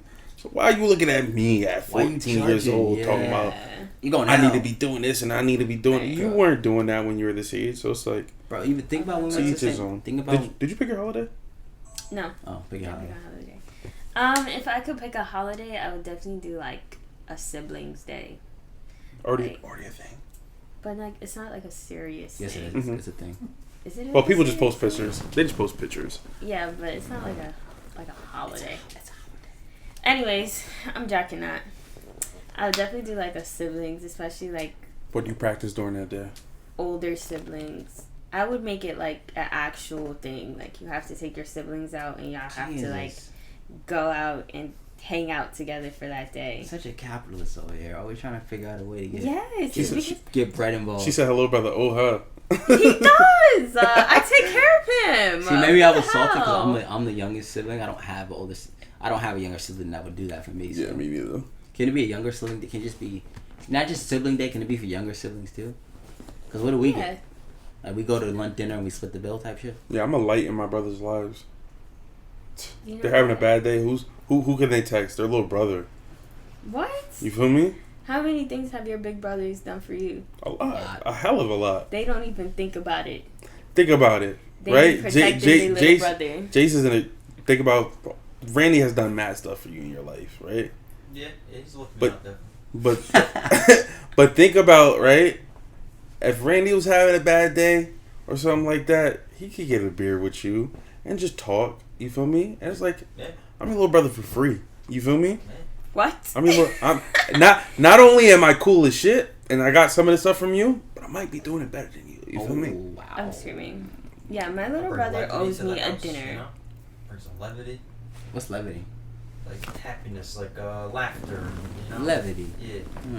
I like that. But all right, so moving on, we are moving on to song of the week. This week's song of the week, I chose it. It's Beyonce, Kanye West. We Like to Party. Just because summer's about to start, I feel like that song is a really vivacious song. You feel me? And it just makes you feel good. It makes you want to dance. It makes you want to drink. It makes you want to have a little barbecue and stuff like that. So this week's song of the week is Beyonce featuring Kanye West. We Like to Party. You a bad girl and your friend's bad too. You feel me? Check out the swag sauce. I'm dripping swag, all that good stuff. By Beyonce and Kanye West, We Like to Party. Alright, so we just having a quick little side conversation that we're gonna continue. Newark. Do you pronounce it Newark or do you say Newark? Newark, like N-O-R-K? Newark. Newark. It's Newark. It's Newark. You're saying it fast though. What are you saying? Newark. Newark. Are you pronouncing the W? No. Newark. Newark. You're not answering. Are you saying Newark? Newark. Like N-O-R-W-K? Newark? Or are you saying Newark? No, Newark. No, Newark. Newark. Newark. Newark. Newark. Newark. Newark. Newark? Newark. Newark. Newark. Newark. Nobody You're from really Newark. pronounced the W. I don't Yeah. think. It's just Newark. Newark. I'm sure it's pronounced like Newark, No, it's Newark. It's Newark. but like How do you say it? we from Jersey. Newark? Newark. Newark. I'm sorry. Alright, so this week for the episode, our main topic. Piensa la tiempo. Oh, facts. Alright. Look at you. You on your shit. You on your shit. You showed them on camera. Mr. Lopez. You showed them on camera like, I'm gonna learn this shit. Now you up here really Bro, already, it's done. Stepping. If you don't know by now, you know. I don't know. I feel pressure. I know Stan. Jason's been rubbing his temple for the last 2 minutes. Like, I know black a Dominican. But Yo soy, I'm gonna start telling you, yo soy dominicano, yo no soy americano. Mi padre But you son de speak la good isla. Spanish. Sí, Yo. sí, yo sé español, good, es man. importante. La But- persona sepa hacer eso. so this week for the episode, we don't have a real main topic. We feel like these freestyle episodes Are the best. are the best. We've literally been talking about everything. We got the freestyles. See, now we have 3 types of episodes, right? We get the freestyle episode, which we come in here, we on some Wayne and 09 shit. You feel me? Straight off the dome. Pause for my New York listeners. 2, you could get the hat episode, where we feel me? We come in with the topics and all that good stuff. Wild J. And then 3, you have the real clean cut, learned episode, like the health episode. And if you haven't listened to that, go back and listen to that. Learn yourself something. You gotta we run got- that back one time too, because we The got health? some I more think- health yeah. things. I think we didn't really get into it though. We can do a health series. I'm trying to get cursed Yeah. out. Like I want to do the health episode and like 8 people DM me like, yo, you know what I'm talking about? You dumb. I want to get. Yeah. You think If niggas gonna y'all DM you know- like I love me? if y'all Fuck is you don't talking know, about? I want, Y'all yeah, gonna bro, find I want out. people to go crazy on me. Like, yo, you know, you got no protein. What you talking about? Yo, eat grass. Go, you know what I'm saying? Yeah. If I don't get that reaction, I feel like I ain't go hard enough. Christian's a very clean body, clean Like that. mind Clean. guy. I am very clean. I got So- a clean soul. Oh, his mind is dirty. Trust me. Okay. My money dirty. Your money dirty? Why would you say that on It's here? a joke, obviously. Obviously. Money dirty. Now What does that IRS is mean? knocking at our shit. Question? Listen, we haven't made no bread off this podcast. Don't come ask for nothing, alright? You ain't getting shit off us.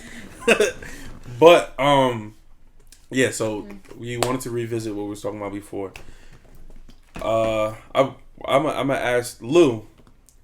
Lou, do you feel like women should be choosing the men that they want to be with, or should they allow men to damn near like audition and then they see out of who's coming to them what's the best for them?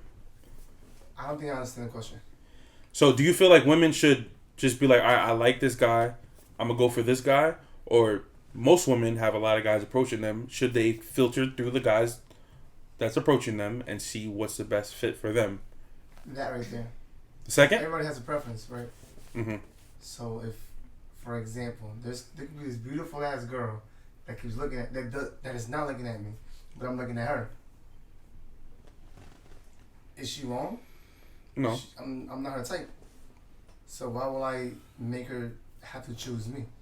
You get me? So she has a choice. Everybody has a choice, basically. Yeah. So that's the stand that I take. The fact that everybody could choose who they want to entertain. Now, 9 out of 10 times, the person that you don't like might be the person for you. It's just that their appearance. So for example, they say guys like with their eyes and girls like with their heart. I believe that. Mm-hmm. That is very true. There's mad pretty girl, mad ugly girls that if you talk to. Más o menos. Más o menos. There's no esta verdades. How so? Because I had this conversation the other day. If you have two guys, did I ask this before? Maybe. If you have two guys, they treat you the same, but one's rich and powerful and one is broke with no power. Who are you gonna choose? And they both treat me the same? Yeah. Rich and powerful. So with all things equal, money and power has a lot to do with it. But that makes it unequal though. Yeah, that makes it unequal. No, I said all things else equal. That, like for instance, men. If you deal with men, So, if you, but why would I think men somebody- choose with their eyes for sure. Like I think men would like if you had one girl who was ugly, and if you had one girl who was ugly but super wealthy, and you had a girl who was super attractive but broke, men would choose the super attractive girl more times than not. The one that's Right, throwing that's why I that, said the that, one like, that's throwing with that your turkey. What? That's why I said that. Yes. God like with their eyes. But girls, you say girls just solely for the heart. Girls will go with someone who has money. Before Yeah, anything but else. why would I go But think with about somebody- it. Think about okay, it. If both things are the everything- same, Yeah. you're gonna go with the person that can provide security. Yeah. Why? I think what's wrong? women put that like women will put money and security over like, oh my god, but I really like him. Nah, I don't agree with that. No, I I don't think think so. I've so. seen way too many I've seen a stories of lot girls of stick- girls literally taking care Hold of up. niggas. Like, I want to understand your point of view Yeah. more. Getting it back. Wait, who? What makes you think that? mad No, I'm saying, girls. but then- even with me and my ex, like, Who's broke?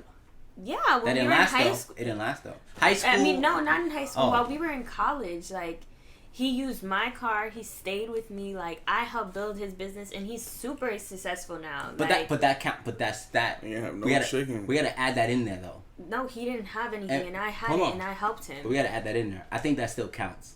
Like when you say like even the potentiality of being rich and successful, also I would put in that bracket of like. So. Like women are gonna like. Would you choose would you choose a couch potato who did nothing with their life but was just Duh, made you but feel would really you? good? Would I? Yeah. Would choose a couch potato? Yeah. No. I think guys are more likely to do it. Like if they are attractive. No. What my dad told me, right? He told me, especially me, nowadays. because I'm an athlete. I played sports year round growing up. Even now, I'm still playing football, and I like to do athletic things, go on walks, go hiking. I couldn't be with a girl that's like afraid of nature, not wanting to go on walks, doesn't like riding bikes, not doing stuff like that. Because we're gonna get to an age where, especially when there's kids involved, like you're gonna start doing things that suit your interests. So like on a Saturday, if I want to get up and go take a hike, she may not want to do that. You feel me? She might want to just sit in the crib, just enjoy her Saturday, and that's fine. There's nothing wrong with that. But if you can't have those moments together, you're not like you're gonna go out on a walk and just meet someone and just trip into a whole affair. But like, you feel me? Like you'll start meeting people who share the same interests as you, and you'll just see that damn, there's other people out here that I can connect with on a different level rather than like my partner. So I think that's gonna be something that's important for me. We don't have to think exactly the same, but we have to have. I actually would prefer a woman that's smarter than me, because women are generally usually smarter than men. You think One, yes. Two, not I. the face Jace just made. I think I was gonna say either or. Smart. No. I think. All right. I'm not gonna. That's a very blanket statement. I'm not gonna say women are generally smarter than men, but I think. I feel like women have more common sense than men. I don't know about that. I don't know. Most girls go off emotions and not common sense. It's about to get crazy. It is about to get crazy. It's about to get- I mean, Our brains just work. it's about to get lit. Yeah. Yeah, it's different. It's different. Brains It's do different. work different. It's different. It is But different. me personally, I would rather be it's different. It's with support someone there. that I can learn from and they can learn from me, rather than someone that's only gonna learn from me. Yeah. Yeah. Yeah. That's That's true. Because that's gonna become exhausting. Because Yeah. think about it, it's like, I can say something, and you're like, I never heard about that, and it's like something I researched. But like everything you say, not only is it shit that I already know, but you're probably saying it in the wrong manner. I'm gonna. Bro, you know, it's Yeah. like, I don't know if you guys deal with this. because I feel like everyone here is like, you know, we're more ambitious, we're more knowledgeable than the average person. You know what I mean? So like at times. Speak for yourself. I don't want shit for myself. Okay, that's it. So we got one out of the. I'm joking, people. You know what I'm saying? So like, I don't know if you guys ever deal where it's like, I got into a habit now where like sometimes someone will be talking to me, and I know what they're saying isn't true. Like I know what they're saying is just full of like it's just Yeah. And I just let them finish. Yeah. And I'm like, yo, that's a great point, bro. Really, wow, I didn't think of it like that. Because I used to. You say that all the time.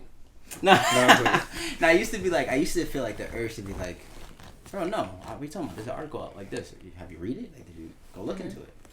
And I realized Please after don't ever time, do that to me. people don't actually care. People don't care. I realize people don't care. They don't want me to tell them the truth, or they don't want to hear the truth. They just want me to listen to them, and they want me to hear them out, and they want to talk, and they want to feel good after the conversation. So I just carry that out. You know what I'm saying? I just like, hey, whatever.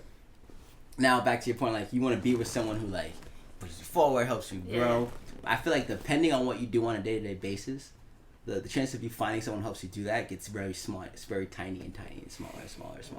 You know what I'm saying? Because like at the age of 25, you're very like it's super rare to find a 25-year-old who's doing something other than partying, going out, and having a good time. So if you're someone who doesn't do that, who doesn't just want to chill or watch that, it's super rare that you'll find someone else who's gonna want to do that too. All right, so you know how I was talking about with like the holiday I was gonna do, like Strangers Day, how you would be at places where you share interests.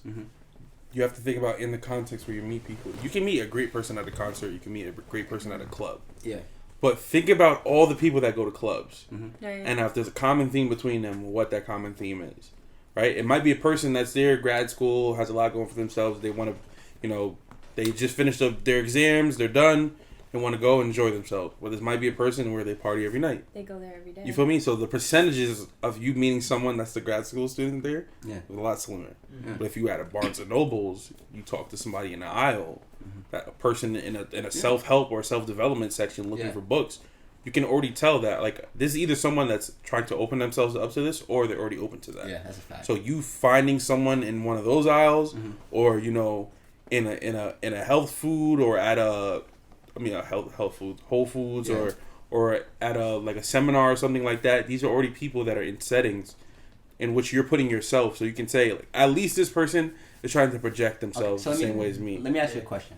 Oh, you guys, without being cocky, just with being thoroughly like this is just the truth, where would you put yourself in your age group on a threshold? Where would you put yourself? Like, is there like a scale? Yeah, so like, you know, you would, Spectrum. like say you have, would you say you're below 50%, you're in the bottom 90%, or you're in the top 10%, you're in the top 5%? Not so much of what you have materially, everything being at like your wisdom wise, I think I'm your in the top knowledge, your 10. curiosity, your genuineness, your empathetic, like how nice you are, about how well you communicate, how well you know yourself, like how well you're ambitious, how you know your passions, are you willing to chase, like everything. Well, I think that you can answer that question without cockiness because of how other people perceive you. That's very You feel true. me? Because I know myself, you included, business owner, you're graduated, I'm not graduated yet. But like when you speak to people and you tell like I can tell a person like I do clothes, I'm a barber, I run a podcast, I have a business, I'll do all these things. They're like, oh my god, like and I can see that that's not something that's common that they'll hear from a lot of people. So I do think I'm in a higher percentile, and I know for a fact I think way differently than the people of my generation. Yeah. So like me, like my answer to that question, like without I don't want to offend nobody, but I would clearly say I'm in the top 1%. You know what I mean? That's just how I feel about myself. You know what I'm saying? Because I know what I'm willing to do on a daily basis that most people aren't willing to do. So now back to your thing, like, oh, you got to be with someone who helps you grow, right? What are the odds now of everyone? Like, you're gonna find someone else who also thinks. But there's different aspects of helping grow. Exactly. Yeah. Like I was dating somebody that was completely opposite of me, like completely opposite. And when I tell you completely opposite, like he was kind of like an asshole. Like he would just say whatever, do whatever, and like for the most part, I'm pretty like sympathetic and like I'm not gonna go outside and just start not wilding, but like let's say we go outside like and somebody messed up our order, like he would be quick to be like, why the fuck did you do that type thing. But I was like, like, calm down. But we were, like, completely different. Like, we were in 2 different fields of work. Like, it was, like, crazy. And, like, we kind of fed off of each other. Like, he kind of taught me to be, like, a little tougher. And I taught him, like, you know, you have to be a little bit more empathetic in certain situations. Like, you can't tweak all the time. Yeah. And although we had, like, different careers and, like, our careers had nothing to do with each other. And, like, if he wanted to push me forward, the only thing that I could possibly think, or if I wanted to push him forward, was be, like, financial. But we were both good financially. Like, we both worked pretty decent jobs. So, like, it was things, like, emotional and, like, and those are the things that kind of take me to, like, the next level. Like, me wanting to get to know you because I have everything. Like, I not have everything, but, you know, I'm working on myself. Like, I'm in grad school.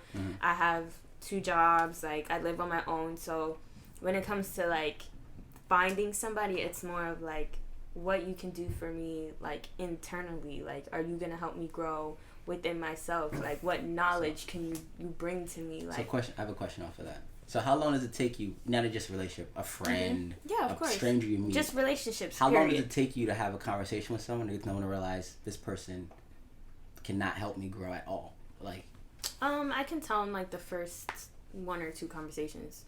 Honestly, like, you know, when you could just like see through people. Some people I have nothing to learn from you. Yeah, like, you just be like, yeah, you're not my type. Like, you're not my type. Yeah, straight like, up. you can Like, you can definitely feel that shit. Like, even with relationships, like, it was once I was, like, talking to this girl, and I remember one time, like, she answered the phone when I was with her, and she was like, "Oh, I'm with my nigga right now." And I'm like, it just immediately in my head, I'm like, yeah, it's just not gonna last long. Cause, bro, I would never talk to somebody like, "Oh yeah, I'm with my bitch right now." Like, that's crazy funny? to me. That's supposed to be funny. No, Like, she was being serious. She was being dead ass. Like, she was with her nigga. Like, that's what she said. Like, out her mouth. Like, she said, "I'll call you later. I'm with my nigga right now." And I'm like, As in her friend or boyfriend? huh? As in her friend or boyfriend? Like, we weren't like seriously together. We were talking, but like, Okay. Oh sorry, dating. Yeah, because She hates the word talking. I don't like talking because, like, we're grown. Like, you know, High we're, school it was okay. yeah, but like, yeah, we're, I like, think it's- openly dating. Like, But- you know. So like, I'm like, yeah, this not gonna last long. Cause like, I just, that whole mindset, I just can't get behind that. But going back to what you were saying, I think there's different types of helping people grow, because you can be with a person that has to, like, you would literally have to incubate everything around them to help them grow. And there's certain people that just might need one thing. Like, you could have been the same exact person you were, but the only thing that's putting like a ceiling over you is the fact that you didn't really believe in yourself. Yeah. You put in the same amount of work, you did all that stuff. So you wouldn't need to be with a person that would say, "Hey, Christian, you got to get up early," or "Christian, you have to read," because you're already doing those things. But you might need that person like, "Yo, Christian, what you're doing, the world needs that." Yes. You feel me? So that type of helping that person grow is different than a person saying, "You have to do this, you have to do that, you have to do that." Yeah. So you could be the water or you could be the sunlight. Yeah, so then back to what Yes. you were saying is, like, how long does it take you to realize, wow, this person... Quick. It's Pretty quick. quickly. Because if you're a friend of mine, I think, especially if I'm, depending on what context I meet you, like, most of my, like, real friends, like, I've known them for years and years on end now. Like I said before, me and Jace, 6th grade, we've been cool. Me and Muharram, 4th grade.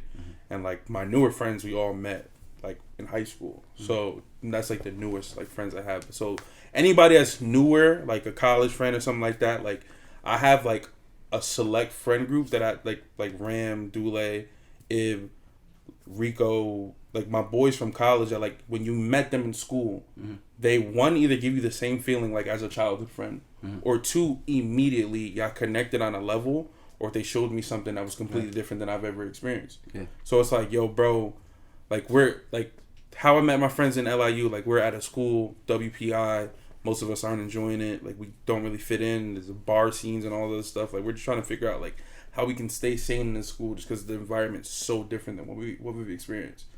And just by us talking to each other, me having a conversation with Ib being from Newark, me having a conversation with Ram, who's from Canarsie, Brooklyn, like, and just, like, talking to them and them adding stuff to my life that I just never knew. You feel me? So it's like I could easily talk to them and be like, yo, we could be on the block, we be doing it. But they didn't operate like that. You feel me? They operated differently than me. Like they thought differently, but they operated in the same manner. As in like, we're just here to get ourselves better. You feel me? Like we're here to be better. We're here to be better people. So, you feel me? Not everybody you're gonna meet is a saint, and not everybody you're gonna meet automatically is gonna have like some profound thing to teach you. Right. But I think the context in which you meet people and how they add to your life, I think matters. Yeah, most definitely. And it's also just like a feeling you get. Like, you ever just meet somebody and their like aura's kind of like off? Like, you're like, Yeah. You're not really like fitting in with my puzzle piece. Like, you just a little weird. And it's not weird because everybody has like their things or whatever. But it's kind of just like, you're not giving me like a safe. Like, when I look for friends or relationships, I look for like you. Like that safe feeling, like comfort. Yeah, like comfort. Like you have to remind me of like something that's like homey to me, because I'm very standoffish. Like I don't like people in my space. I don't really mess with like new people like that. So when I do get around new people, I'm very like reserved until I understand like what kind of person you are and what kind of person like you are to me anyway, or not even to me, because I'm very big on like how you treat other people is how like I'm a see you, period. Like I want the people around me to treat other people good. Does that make sense? Yeah. Like if I don't see you making like a positive impact, like period, like in other people's lives, like if you always come with drama, or you're always like upset all the time, or you always like never have, like, you guys ever had like encountered a person that just always has something bad to say, a negative Nancy. You just be like, like you just be like, bro, like shut the fuck up, like shut up, like come on, like people's having a good day. We all go through shit like throughout our days, like So like for me, I'm the type of person, I just want to answer you. Yeah, me too. Yeah. That did like, I say that at the table? Like you should never tell like anybody that's gonna come out their mouth and say like you don't know what I'm going through. That's genuinely not a person that you need to have in your life.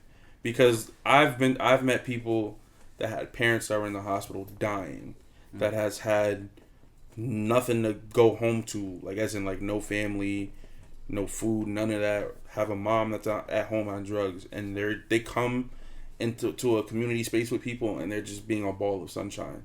So it's like, if those people have the wherewithal to like really take a step back and be like, you know, like even though my situation is shit, I don't have the right to just project that onto other people.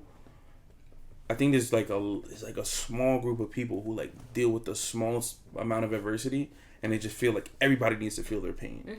Everyone on the timeline has to know about it. Everybody has to like, and all that stuff. Like I understand the fact that this may not be something new for you, or you may not know how to deal with it.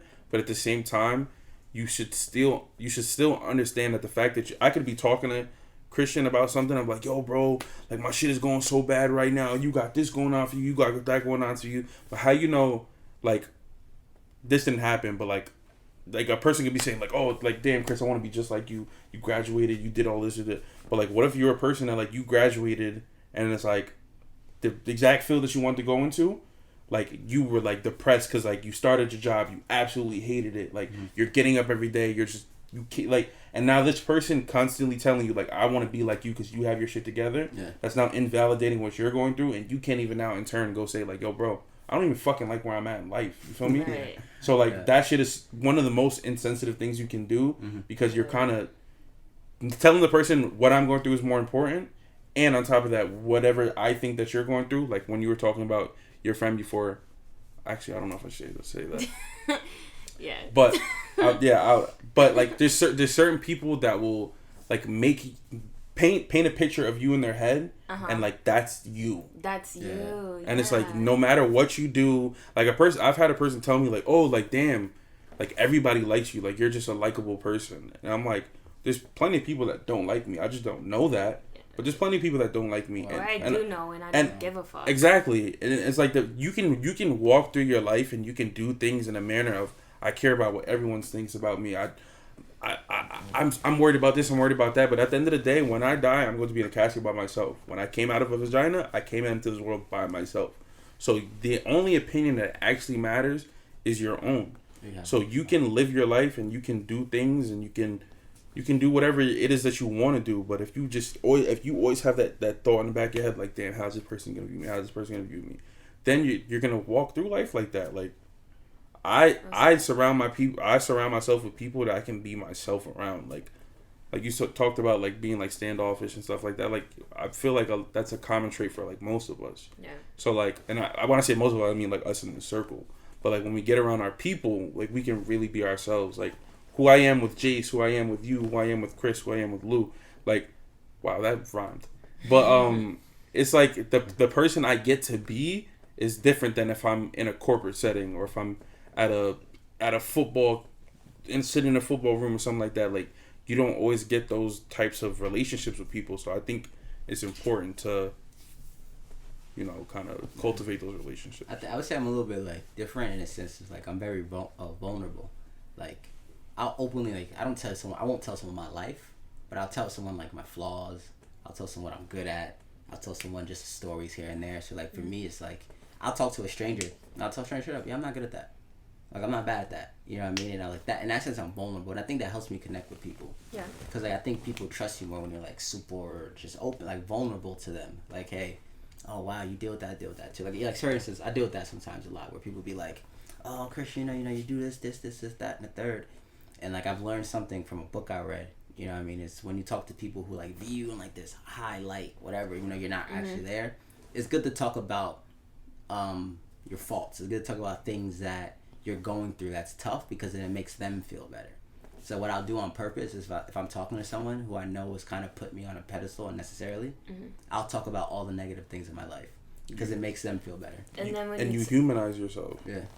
Okay, so why do you feel like you have to tell them those things? Because I'm very consciously, I never want to drop someone's self-image or drop their self-esteem. So like when I talk to people, like I have a goal, like I want people to feel how I feel. Of course. You know what I mean? So like I feel good on a regular basis. You know what I mean? So like I'm very conscious of like, if I'm talking to someone who's put me on a pedestal and I start talking about all the good things in my life, it's gonna make them feel worse. You know what I'm saying? And I know that. So I intentionally talk about all the bad things in my life, just to make them feel better about themselves. But if like that's your friend and like that's somebody that's supposed to support you, like regardless, because I'll talk about my bad things with y'all and you know vice versa or whatever, but like you have to talk about your bad things to make your friend feel good about themselves. Yeah, that sounds crazy. And I think the context in which Chris is saying it, he's saying it like he'll say it in a man, like he does. His friend hearing bad things about him doesn't make his friend feel better. But his friend hearing about things that he may not do well or things that may be viewed as negative for Chris gives his friend like the knowledge that like, all right, I can do it too. Yeah, and it's like the same thing. It's like I know before that person's my friend, that person's a human being. Yeah, of course. So even though they don't purposely like be like, oh, you know, I want to hear bad things about Chris to make myself feel better. They're not thinking that way. I would pray and hope. But I know they're a human being. And humans are naturally, like anyone who tells you, oh, I'm never jealous or envious, they're lying. It's so natural to us to be like, to see a nice car and be like, damn, that car should be mine. Or like, damn, I wish I had that car. That's a natural sign of envy and jealousy. It's okay though. You're a human being. Yeah. You know what I'm saying? So sometimes people can't even turn it off when it's their closest friend. You know what I'm saying? So if you don't have that awareness, which I know, like I said, if you view yourself in the top 5 or 10, 1%, whatever of the people in your age group, then you might know things that other people just don't know. And I know there's a lot of things I know that most people don't know. Yeah. So I am super aware of it. Me and too. I know that, hey, you don't know that subconsciously, you know, if I say something good on myself and you like for a quick second frown or a quick second cringe and you feel angry on the inside, and that's going to change the way this conversation goes and the way you deal with me on a daily basis. And I don't want that. All I got to do is just not tell you the good things that are happening in my life. Right. Yeah. And that'll completely revolutionize the way the conversation's going to go. Right. You know what I'm saying? Looking in from the outside in, it's easier to make like a blanketed statement about something, or to have a point of view about something. Like I've had someone say to me, like their family life was like kind of like disoriented, as in like certain people don't talk to people and all that stuff, but everybody's still alive. And I had someone say to me like, oh, like I wish my family was like your family's so close, but people don't understand behind closed doors that my older brother literally had to die for my family to get that close. Right. So it's like, would you want to sacrifice a family member to have your family be closer? Sure. Because at the end of the day, like, that's what happened. Yeah. For sure. It may not sound good, but that's what happened. Yeah. So it's like the reason why my family values each other so much, and we just like every other family, we fall back into petty shit. Yeah, of But course. like the males don't. It's the females in my family, no cap. Like I'm never. I'm gonna plead the fifth. Smart, Chris. I'm pleading the fifth. I tell my cousin that all the time. They petty, but You didn't hear me say it. I love y'all, but y'all know y'all petty. But yeah. So like hearing stuff like that, like person like, oh, like I want like your family. It's like, bro, you don't understand what it took to get there. And like me personally, like I look at things for what they are, because I've seen the other side of things. I've seen people look like they have it and they're happy and they're this and they're that, and I see the other side of it. Of course. So it's like you can never say to someone, you have it all and you're good. And this is why I think that, because you have to allow that to what's the name? But I do feel like we got off the topic of we didn't answer the question. What's the question? What 'Cause question? the Oh, do should you- we let men choose Yeah. women? yeah. Oh. I got my answer. Did you answer already? Did you finish your answer? Did I answer? No. yeah. Only Lewis answered. Oh. And we went on a whole tangent. It's cool though. I go like. Yeah, I'm gonna just say real quick. I do want a guy to choose me. Now at this grown age, like at first it was like, you know, you just whoever looks good or whatever, you know, whatever guy is like willing to come and no, like now we're grown. Now I need to know like you want me, because you keep going for who looks good or who does this or who doesn't do this or whatever you see on social media, because that's the problem with a lot of us women, because I'm gonna throw me in there too, because you see a nice cute little couple and then you're like, oh my god, but they probably fucking hate each other. You don't know nothing. I don't want that. People No, I are want fucking genuine. I want love. I want the guy to love me. I want him to see me for me, because I have everything else. I don't need him to come in and come take care of me, put me in a house and give me kids and all that crazy stuff. No, I want a guy to come in and understand that I'm working on myself and that he has to work on himself, and we will do this together and build an empire together. So I think that I want a guy to find me. I don't want kids. But yeah. Yeah, I'm in agreement. I feel like as a man, you should, because once again, looking at the other side, I've had plenty of friends that were women that were attractive, and they would always get the assumption like, oh, you got hoes, you got dudes lined up and da da da. And you got to think about it. If 10 guys walk past a pretty girl and they all have the same thought, no one talked to her. You feel me? So the one person that might show confidence might walk up to her and just come and talk to her as a human being and don't put her on a pedestal. They're probably going to be the ones to get the female, because of the fact that it's like, bro, she's a regular human being. She's just more attractive than other human beings, but she's still a human being. Mm-hmm. So you going to talk to that person would just, like, that can open up a whole new realm. And there were so many situations, like, when I was younger, and just not even just with relationships, just like people in general was like, oh, I should have said something, or like that kid was cool, I could have probably be friends with him or something, like just whatever, you feel me? Mm-hmm. You just let all those things pass. And I think when you don't let things happen naturally, and when you try to, like, I can't meet someone and say I want to be that person's friend. Mm-hmm. I know plenty of like, and we just talked about like some women, if this is on some people, not all of you guys, but some women, they run through friend groups. I know women that specifically pick women to be their friends because they look good or because they have something going on for themselves. And it's like, I can't do that, because I can't say to a dude like, oh, I want to be your friend because I see you got money, you got sections. Yeah. Because whatever comes based off of that is going to be so, what's the word I'm looking for? Shallow.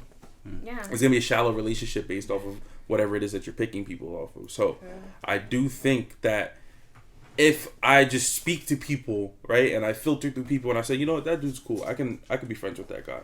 I'm gonna find a genuine friendship because of whatever. And I think the same thing for a relationship. Because if a girl goes and says, I want that dude, and then the person was talking there saying like, oh, if a girl like DMs a guy, usually the guy first thought is like, oh, she trying to fuck, right? Probably. So, Probably. and that's just Jesus. that's how most men think. Bro, you gotta. That's not how most men think. Bro, I feel like honestly. I think you gotta give people grace sometimes too. You can't really judge men for that. You know what I'm saying? Because think about it. If majority of men think that way, it's two things that could be going on: something biological, or something society put in them. Because why would majority of all these people think the same exact way? They have to be taught that, or they're just born like that. So you gotta either blame their biology or blame society that's teaching them that. Because no winning. traditionally, it's What do usually women think when they see a guy DM them? He's trying to hit. I mean, it depends on how the guy DMs you. Yo. and that's what I'm saying. So with that being said, You getting left on red. Yeah. Yo. a girl most I likely, don't know you, nigga. most likely you post a picture Straight up. on average, right? Fuck are you DMing me, yo? on average, if you post a picture, right? How many? I don't want to make it spot hot, nothing like that. On average, when Like, I post a picture, it's like More 10. More than 8. More than 8 Gonna people slide DM you, DMs right? after you post pictures? So think about Nothing this. leaves. Well, it depends what they DM though. Wait, you post a No, picture. take regardless, pictures. Yeah. men interacting Nothing with that leaves. picture probably Well, with the okay. intention of even if it's not to, Start a combo. you feel me, just to start a conversation. I can post a picture Interesting. every day for a week, right? Not a single person. No, I'm not ugly. I'm not gonna say not a single Okay, person. bad babe. Slide your DMs. But like, I might have a friend, I might have a cousin. You feel me? Interact with the picture, but it's not too many girls. Even and I've witnessed women talk to other women about me. You feel me?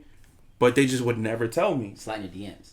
Yeah, like not even like I've had that. This is why I pays to have friends that are girls, just to let you know, because they'll put you on.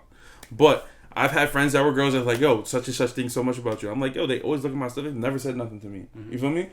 But you gotta think about it.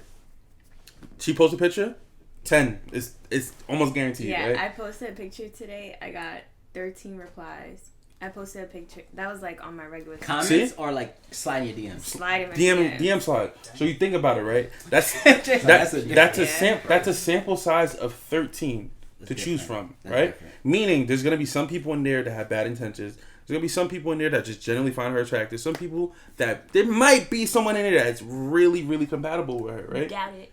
Right? That's your problem right there. Or somebody just But- like Right that there, picture. ladies and gentlemen. No, I know. But I'm just saying, but for a Yeah. guy, if he gets to that one, this is not normal. This is not. So what's the one thought that clicks in his head, right? So now, when that thought clicks in his head, in her head, like I said, the playing field is immediately unleveled. So now, boy could do this, do that. She's gonna do all these things to try to show this dude that like, oh, I'm feeling you. But he knows that she's feeling him already. So in her head, she's doing things that really the guy should be doing. He should be doing things to show you that he's feeling you, rather than you doing things to show that he's feeling her. Because like you said, I've seen dudes out here driving around girls' cars, doing this, doing all this other stuff, you feel me?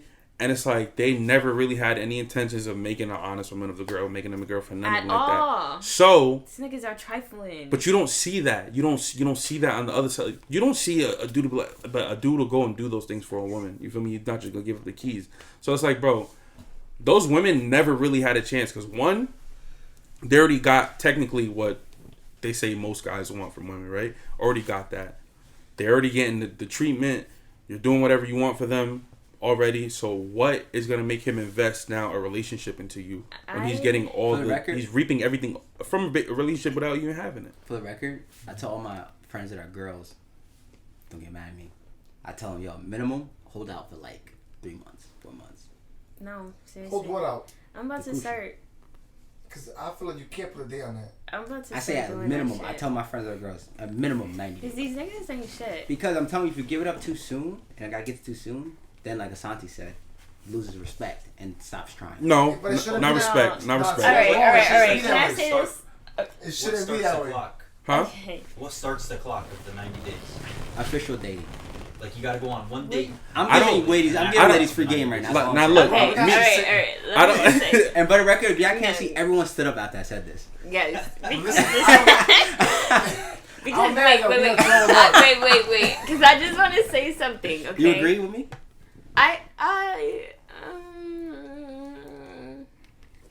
I think it depends on the person. Yeah, it depends. I'm gonna start to be Because- like, she religious. She ain't gonna give it up till we marry. After Like- 2 months. I'll be But like, guess what? I that's bet Alright. you try dumb hard until you get So married. I was talking to this guy. Well, I was dating this guy, And and Yeah, I was about to say talking to. no, I was dating this guy, and it was like around my birthday time, and he wanted to like give me money for my birthday to get like my stuff done, like my hair done, my nails done, things like that. And you guys know me, like I was arguing him down, like please don't send me anything, please don't send me anything. So he ended up finding my Cash App, and he sent me $100. I sent it back, and then he sent me $200. So then I was like, all right. Send it back again. Send it back again. No, I kept it at that point. Send it back again. I kept it at that point. You doubled it? Alright, You should fine. have went to jeez. 400, bro. So he lived far away. So when he came back home, like I guess for like holiday time, when he come back home for like Thanksgiving or something like that, he literally like ended up being with like another girl.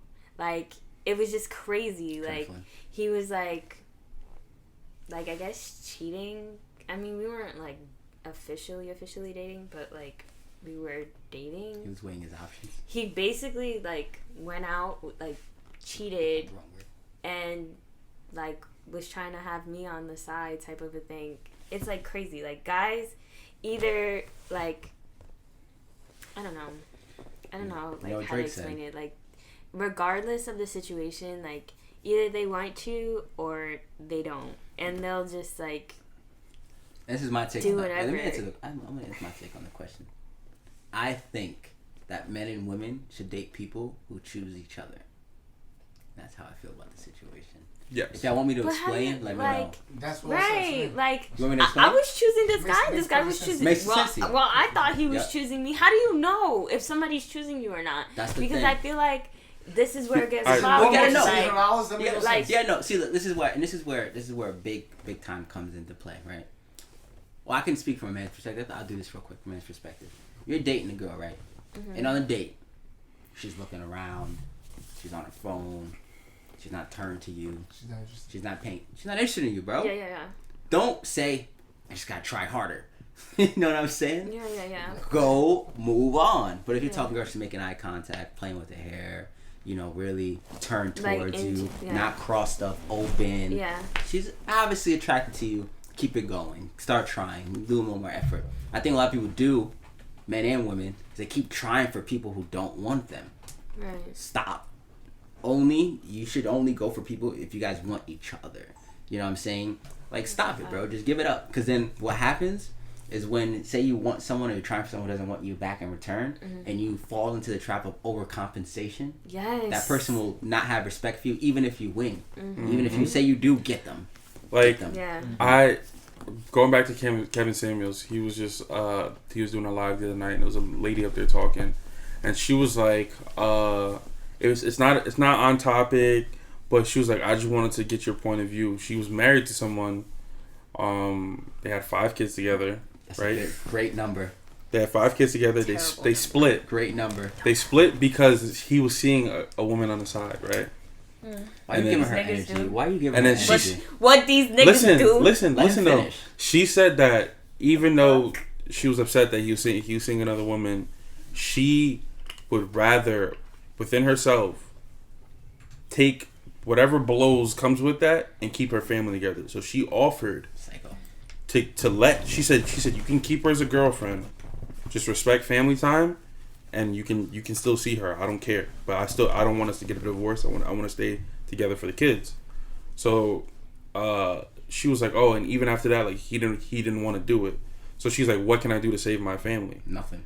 He's like, there's nothing you can do. He's like, you literally just gave a man almost like a perfect ultimatum. Like a guy was getting married and said to a woman, she's like, oh, I can be your wife and you can still have a girlfriend on the side. most Men dudes, would be like, yeah, fine. yeah, like fine. They don't want Like, to do That that. is too Yeah. stressful. Like, but I'm just saying, like That would be too most stressful. men that's gonna cheat anyway, they're like, all right, that's perfect. I don't have to go out and I can switch out girlfriends. I can do whatever I want. So that's fine. So at that point, Time out. Can quick side note? Men who could do that, like the Mormons who have like 3 wives, I just want to applaud them on their mental toughness. too much. Because, bro, I got mothers, aunts, and a girlfriend, having, like, and 10 I think batches of that kids. I got sisters. I think Wow. that sometimes be like, oh my god, Way too much. I just me. That shit's way too much. So imagine 5 wives. Oh my god, I couldn't. And do then it. each wife has like 3 to 4 kids. Mm-hmm. Perfect. I They're like, like I like the all kids batches aspect. of I like the kids. kids aspect because I want a lot of kids. He's bugging. But Yeah. I couldn't imagine. Like, You want a lot of kids? I think God Like might. 10 kids. I think God might play a joke on me and give me like 5 kids. Imagine God give me 5 girls, Back to back guys. to. Oh my god. I think you would be like so good with 5 I girls. would. I'd be beautiful with kids. But it's just like, I would have to like meditate. I would have to go to probably therapy. I'd have to like, cause bro, it's a lot. Like I don't know if, yeah, like 3 is the most. you live like who here you live with your mother and things like it's Yeah. bro, It's definitely difficult. it's not easy. But I'm good. What are you good on, Alicia? I'm good off of not having those little. Oh, the Yeah. kid. You, What I will say though is that like, bro, that shit Be is the so cool auntie. difficult. Like a girl cultivating a girl, raising a girl versus a Oh. boy, it's so much more difficult. Yeah. But we're getting into our closing statements. We gotta start wrapping this stuff up. We at wrap it up, then. We got some time. We got some time in right now. Wrap it up, But then. this has been another episode of the Debbie God Chronicles. We appreciate you guys for tuning in. Whether you stop listening after 15 seconds, whether you made it to this point, we appreciate you for even giving us a chance. Yes, sir. Yeah, this episode, like I said, was another freestyle episode. We, Yeah. for me, Lil Wayne and 09 did off the top. Came in the booth, spit some heat. Mixtape dropping soon. Bow, bow, Be bow. mindful of who you allow in your life. Be Mhm. mindful of the energies you have around you. Watch how people react to, when you tell them news, all that stuff, or good things that's going on in your life. Be mindful of the friends you keep. Start your own holiday. What else?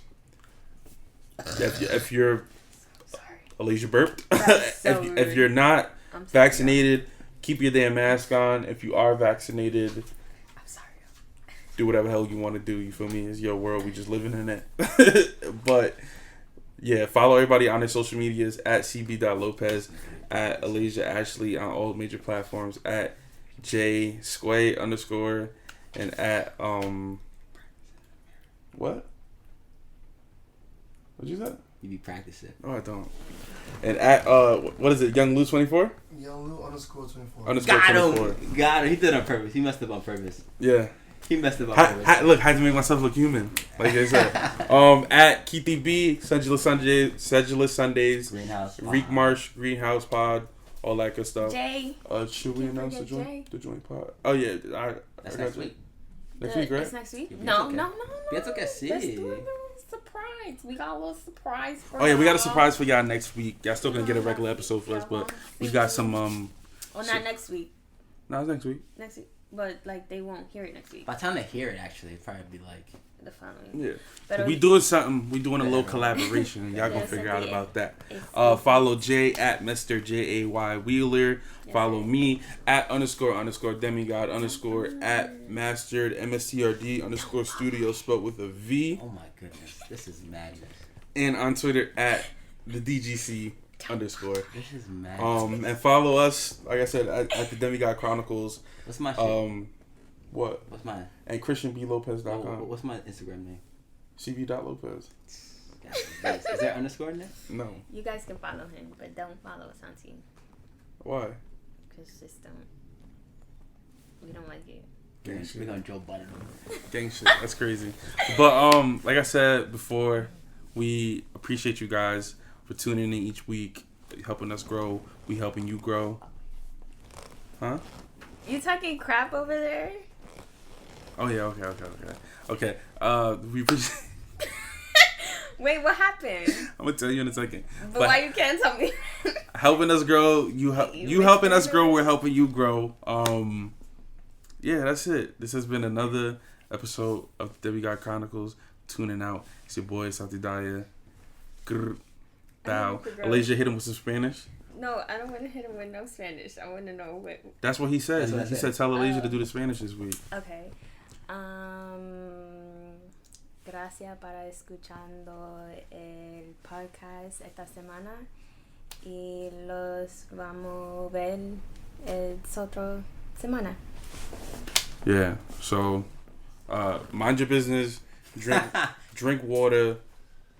Love your mothers and love your daughters. Eat some fruits. Eat some vegetables.